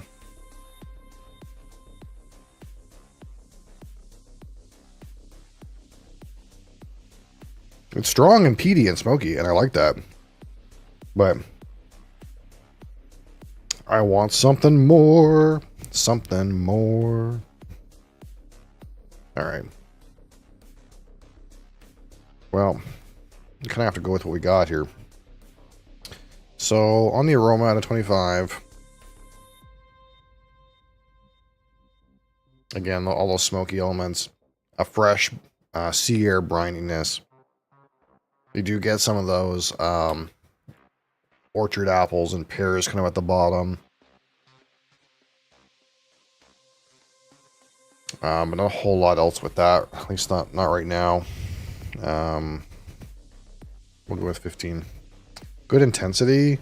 The dimension's not there. It's like the, I don't know, the intensity of the malt is just overpowering the other elements that I want to be there. Like there's a bit of a floral character, but it's hidden, and there's some fruits and they're hidden.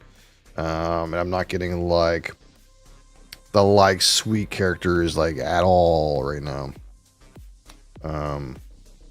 Feels like it's just too smoky, too like maybe not enough time in those barrels to compete with the ppm here. I don't know. Or the barrels weren't good enough or something. It's strange because usually on Ardbeg, like the same malt, they don't have a hard time getting like, oh, there's the sherry part, there's the, you know, there's the fruits and the mint and this sort of thing. I'm just not, it's not hitting for me right now. Whatever it is, and it is what it is. So the palette on the 25, again, some smoke components, some spice in there. There is some fruit at the bottom.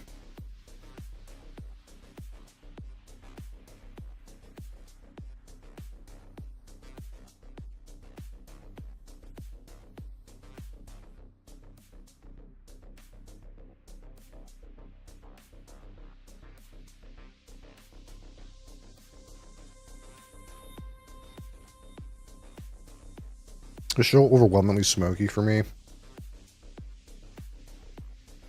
I'll give it 14. There's like even less to it.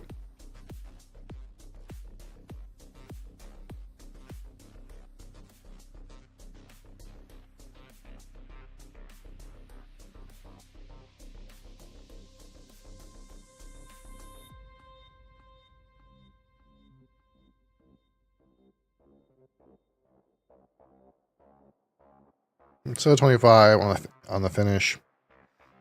Again, reasonable length. You get some spiciness, little smoke components again, slight oak hit.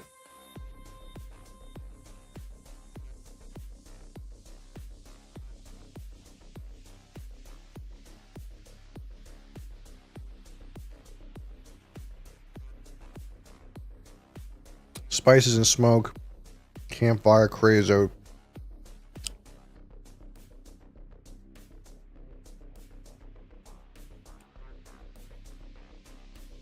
And then oak maybe on the back end.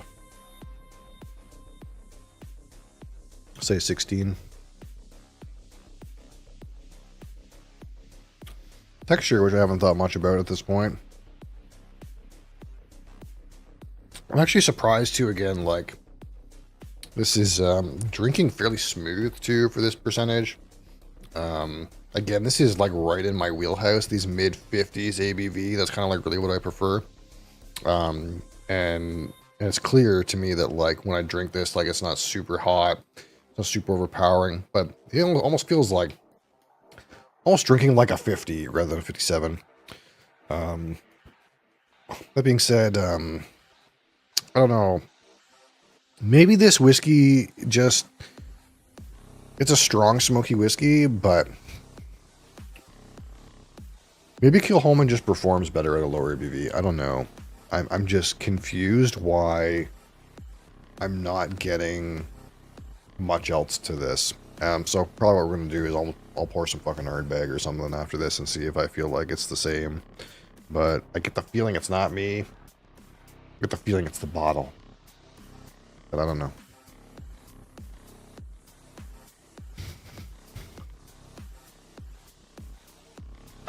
Because they have notes on here, and I don't read them normally, but red fruits, fresh cherries, white grapes, fudge, salted caramel. Yeah, miss me with all that.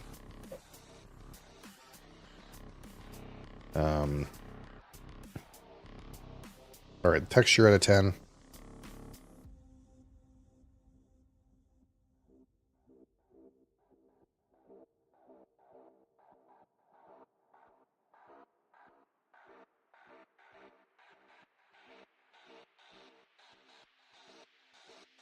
Not bad. We'll say 6.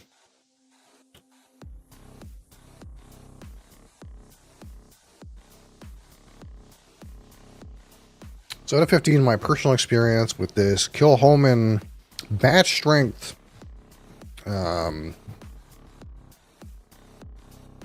is good. It's a cask strength Kilholman.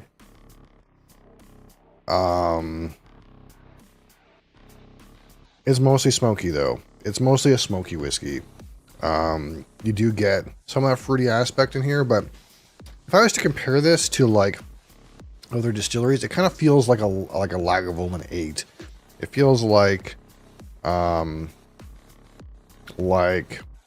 a young, very smoky whiskey that the smoke is the main feature, the main center. It doesn't reach very well in any other direction. You get a little bit of like fruitiness, same way you get like a little bit of fruitiness with like a Lagavulin 8. You don't really get like heavy sweetnesses like you might with a Lefroy. The Lefroy you get, you get some of the sweet components. Not really getting that here. Doesn't have the fruity aspect. And it's also not like super unique in its peat profile. Almost feels like it's mostly just smoke and like burnt log creosote kind of aspect. Smoke bomb, yeah, a little bit. Like it doesn't have the like ashiness that's associated with Lagavulin. It doesn't have the the mint that's associated with like Ardbeg. It doesn't have the like hickory smoked campfire that I get, and the meaty character, the protein that I get from a Lefroig. It kind of just feels like it's missing the tar elements. It's missing some of the earth elements. It kind of feels like it's all on the like puff of smoke, crazy burnt logs, slight charcoal. Doesn't have like the burnt rubber you get from a Bamor. So I'm having a hard time like finding the unique peat profile here. And again, the peat from this offering does come from Port Ellen, but whatever they're doing with it feels almost generic. And so much smoke here has made it so whatever's happening with the STR wine cask, whatever's happening with the ex-bourbon, the Buffalo Trace ex-bourbon barrel, or the ex-sherry, however much is even in there, I'm not getting them. They're not strong enough to compete with a cask strength level peat at this youth. So in that way, like, it's not bad, and it's a good smoke bomb, but it's disappointing in that we can't get more. So in that way, not bad, but not great. I'll go with a 6. 6 out of 50. That typical for Kilholman? I don't know. This is the only Kilholman I've ever got. And this one came from the Whiskey Festival last year, because normally Kilholman is impossible to get where I am. But of course, we have access to more with now the power of the internet. We do need to get some more Kilholmans. They have all kinds. They have all kinds. The thing is, Kilholman is a young distillery. But they have, a heavily sherried version, the Sinag. They have an ex-bourbon exclusive version, the Makir Bay. They also have all kinds of other things like port matured, Sauternes cask matured. They also have one called the 100% Isla Barley. Again, this comes from Port Ellen, but Kilholman is, again, as they've written on here, the Isla's farm distillery. So they have a farm where they produce their own barley, and they have a release that's 100% their own barley. That's like maybe 25 ppm. It's way less peated, but it's 100% their own barley. So they have that release. They have the Loch Gorm. They're just starting to produce age-stated whiskeys now. Most of their whiskeys are around 7 or 8 years old, I gather, 6 to 8. And it just seems like pretty popular in the Scotch Reddit. Yeah, so like, for example, Sinag is a very popular whiskey. It's one of their more popular ones, I think. I haven't tried it, but this particular one, I don't know. It's missing me. It just feels like too young and too smoky to get the other elements. And maybe 46% alcohol. Maybe that's where you need to be to taste the sherry. I don't know. There's 3 different barrels here. Maybe it's too many different barrels. So you don't have any of these vectors in the right direction. Like if it's 100% sherry, then it's like, well, it's all sherry, and then maybe that's enough sherry to compete with a smoky component. Whereas this just has 3 different barrels, and they're split up too much, and it's too high of an ABV. I don't know, but it's not giving me the other notes, and it's just disappointing because I feel like we could have done better here. I feel like we could have done better than a 57 out of 100. Which is fine. Which is a fine score. It's not bad. It's just not great. It's good. It's simply just good. So for my own sanity,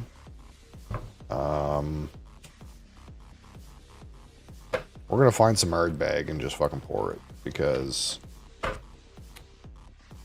I don't know. I don't think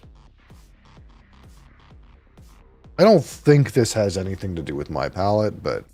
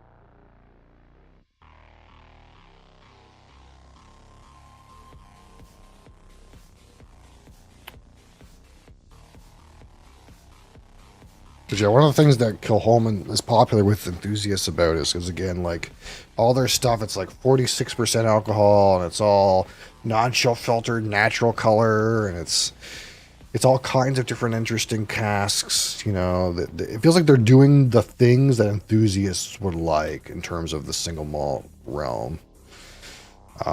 They're just young. They can't really like put age statements. I think they put out a 13-year age statement whiskey and it was like $350 or something like that, because like they're just too young to just have all kinds of aged whiskey. But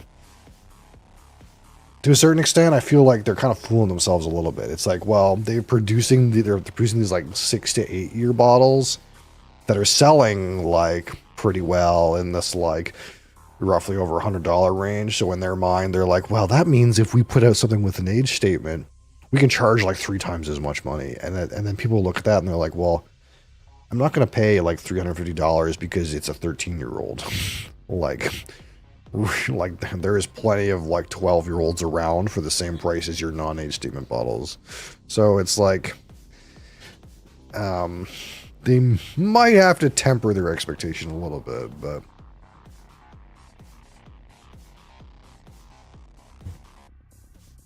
so again, this is the Wee Beastie 47.4, 5 years of age,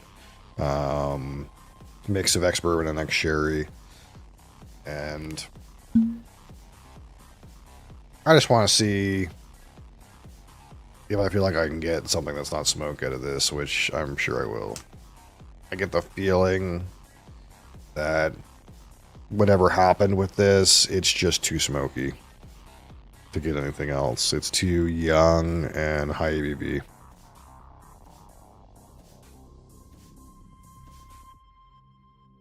Because they talk about like salted caramel and cherries and toffee, white grapes, fudge. Miss me with all that.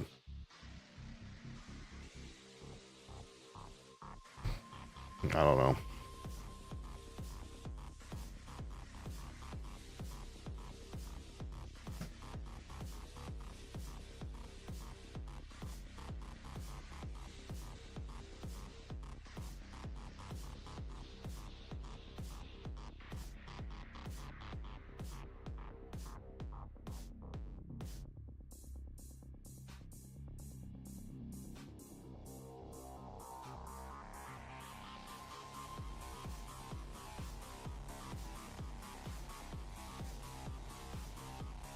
It could just be that, like, there's an ABV for every whiskey, and maybe 57% is just not the ABV for that whiskey.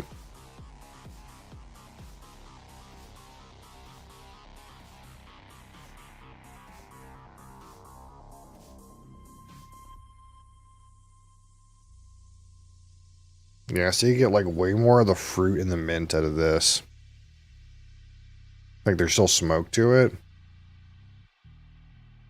Now, again, the aroma is not really what I had a problem with necessarily with this one. It was the palate. But to me, like, this Wee Beastie is like, yeah, it's smoky, but it's mostly other things. Like, whereas this, like, Kilholman was like smoky and none of the other things. Is the 10 superior to this? Superior to the 5? We're talking about our bag right now.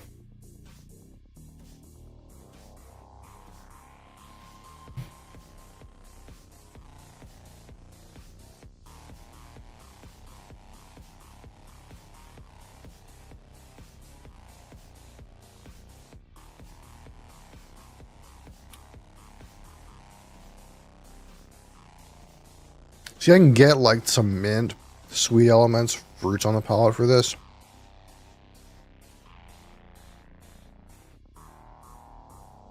It's young and you can tell, but there's so much more range, so much more dimension. I wouldn't call the 10 superior, no. So this is like the smoky, more tarry, more meaty. And the 10 is like more like minty and fruity and fresh.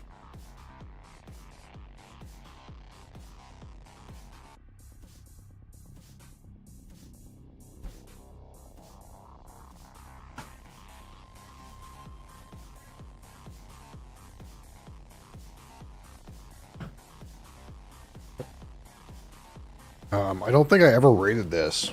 I don't think I ever rated this, to be honest. At this point, I almost feel like I want to rate a fresh bottle, but...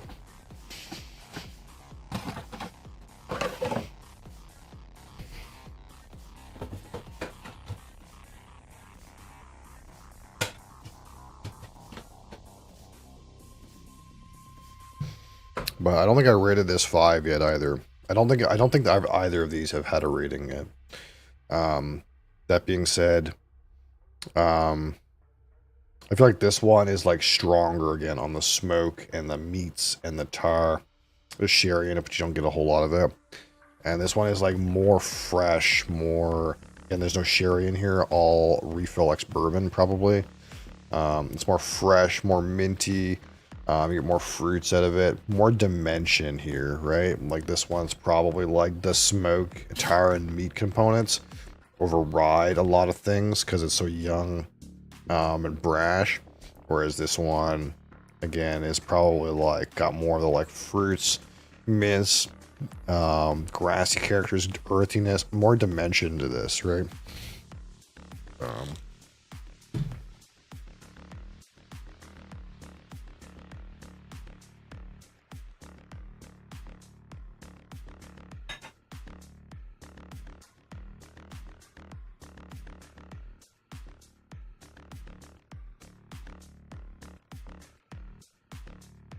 I know a lot of people who actually like, even though you kind of think in your mind that like the Corey Brecken or the Ugdal higher proof, they would be like better bottles, but I know a lot of people who actually prefer this over like all the other art bags. Like they prefer it over the Wee Beastie and the Corey and the Ugdal. Like they just prefer the range here. Like it's an interesting thing where like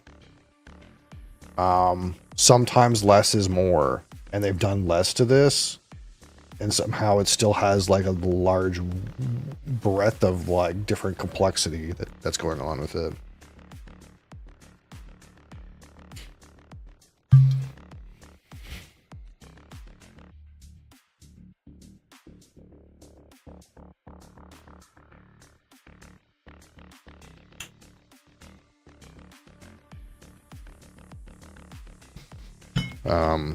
So like even this 5 randomly has like X sherry in it. But I think like, again, the whiskey making process isn't perfect. And sometimes I think just what happens is like, you know, they're distilling whiskey, they're putting it in ex-bourbon barrels, they're putting it in sherry barrels, they're letting them mature, they're testing them and tasting them as they level up through the years. And I think sometimes they go, well, hey, you know, this sherry butt, it's really just not going in a direction that I feel like we want this in an Ugdal. We want this in an older product. They just cut it and put it in this 5-year-old, you know, That's the best place for it, maybe, you know. And just because there's sherry in here doesn't necessarily mean it's high quality sherry or very much sherry. Sometimes I think they kind of just go, hey, like this sherry butt, it's really like, you know, it's really not taking very well. Let's just put it in the younger product, right? So it doesn't necessarily mean that they like make stuff with the goal necessarily of putting it in the 5. It just so happens the 5 is where it ended up.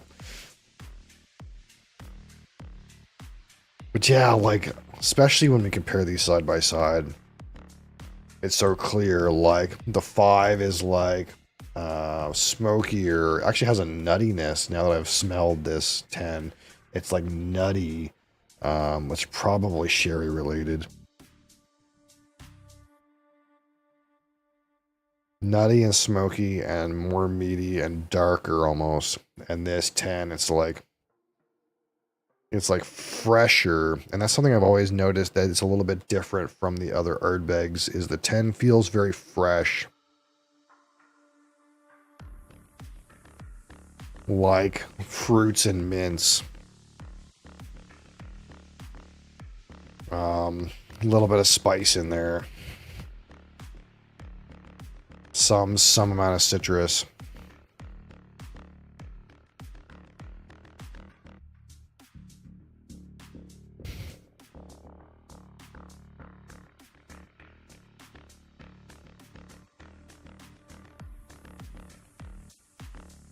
You still get the smoke, tar. Definitely on the finish, that smoky and tarry component is there, but you get some spices. Again, some minty component. Some real more kind of like woody aspects, like, but I feel like it's almost like burnt malt related, not like barrel related.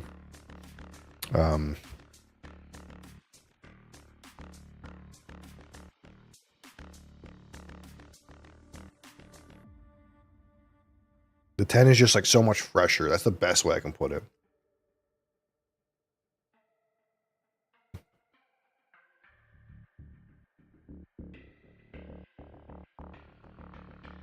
It's got so much more fresh fruits, like fresher, maybe slight citrus, like fresher, fresher sea air kind of thing. And again, that mint.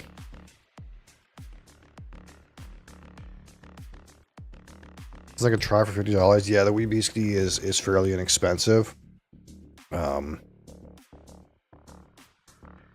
again, it's like a smokier, meatier, kind of darker.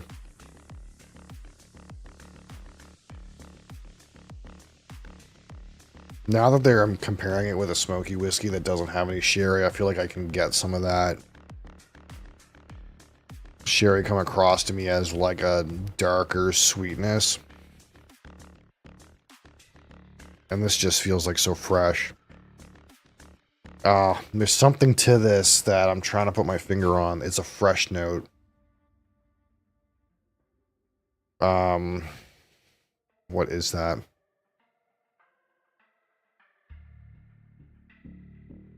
It's like a bright apple pie spice or something like that. It's like a bright spiced fruit, like a bright fruit compote with spices. But it's obviously like still smoky. Like you can obviously tell it's a smoky whiskey. I'm at this point now that where I've had my nose in so much smoke where it's not as smoky anymore. But I guess this might be the time. Like let me pour just a sampling of this. And see, like, now that I've had my nose in so much smoky whiskey, maybe we can get something out of this.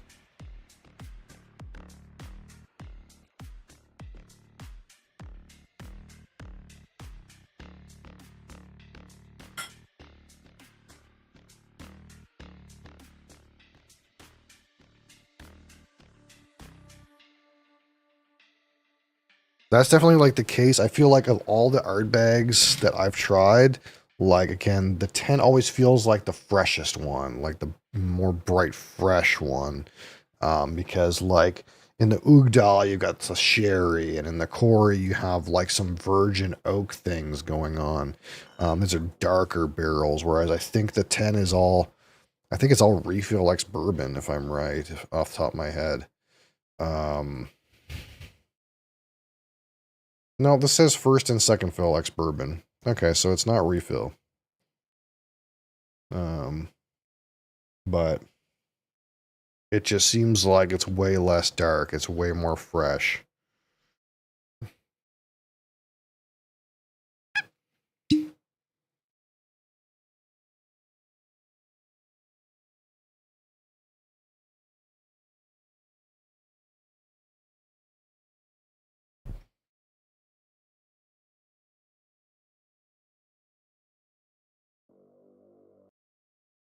Why is this crashing? Stop.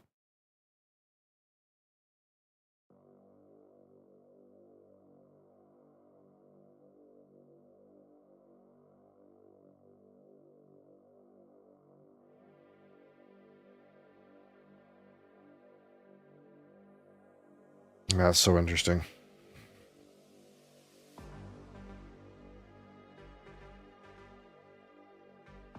All right, let's see this.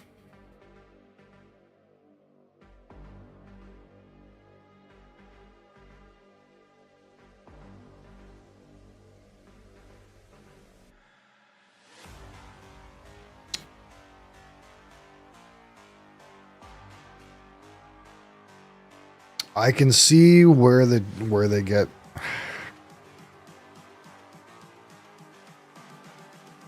See, I don't know. Like it's one of these weird things where it's like I can see they wrote cherries on here, and I can see where they get cherries. But the thing. Okay, so here's the thing though, is like I feel like with these art bags, it's like I can go from cold to an art bag and get a lot of dimension. Whereas like I went from cold to this Kilhoman and I couldn't get anything but smoke, and then it just took me like 40 minutes worth of me putting my nose in smoky whiskeys before I could get the cherries out of this. And it's still really smoky.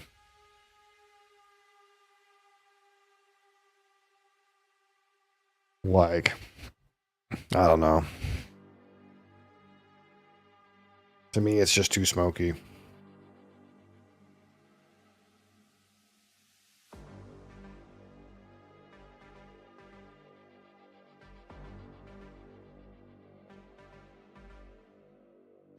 And I still don't get like these sweet palate notes. Like this fudge, salted caramel, toffee. It's fiction to me. They say vanilla on the finish, and I can pretend, but I think that's all I wanted to figure out with pouring these is like, is it me? And I think I'm at the point now where like I'm so smoke blind that I can get a cherry out of this. But when I drink it, it's still like I don't get these other sweet notes. It's all smoke notes on the palate.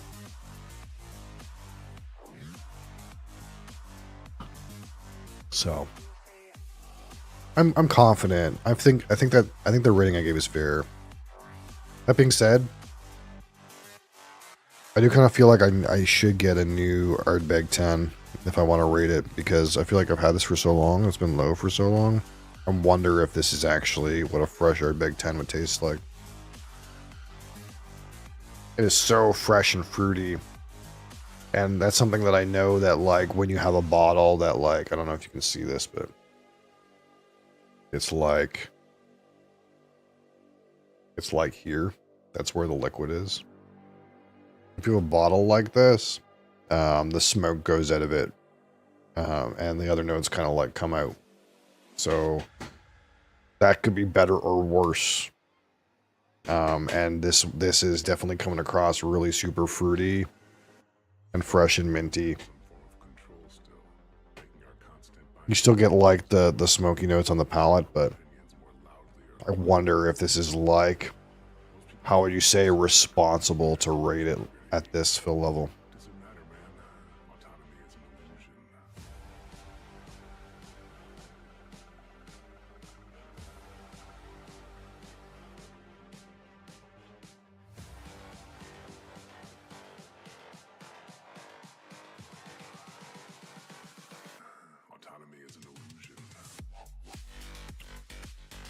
Still good though. Still really good. That's one of the things I say about like I have this Lafroig quarter here, and it's like this fill level, so good.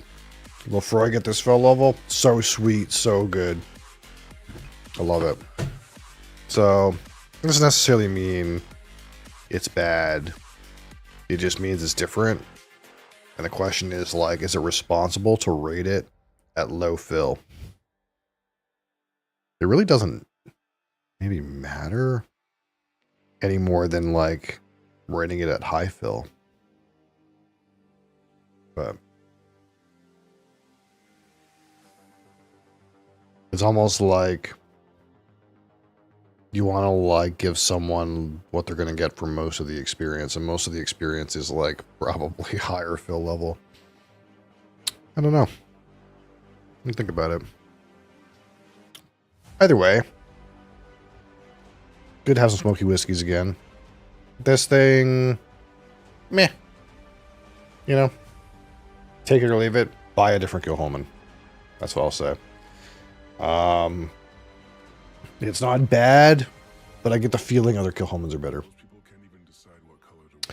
So thank you guys for watching. Thank you guys for being here. I don't know what is playing over here. Something weird.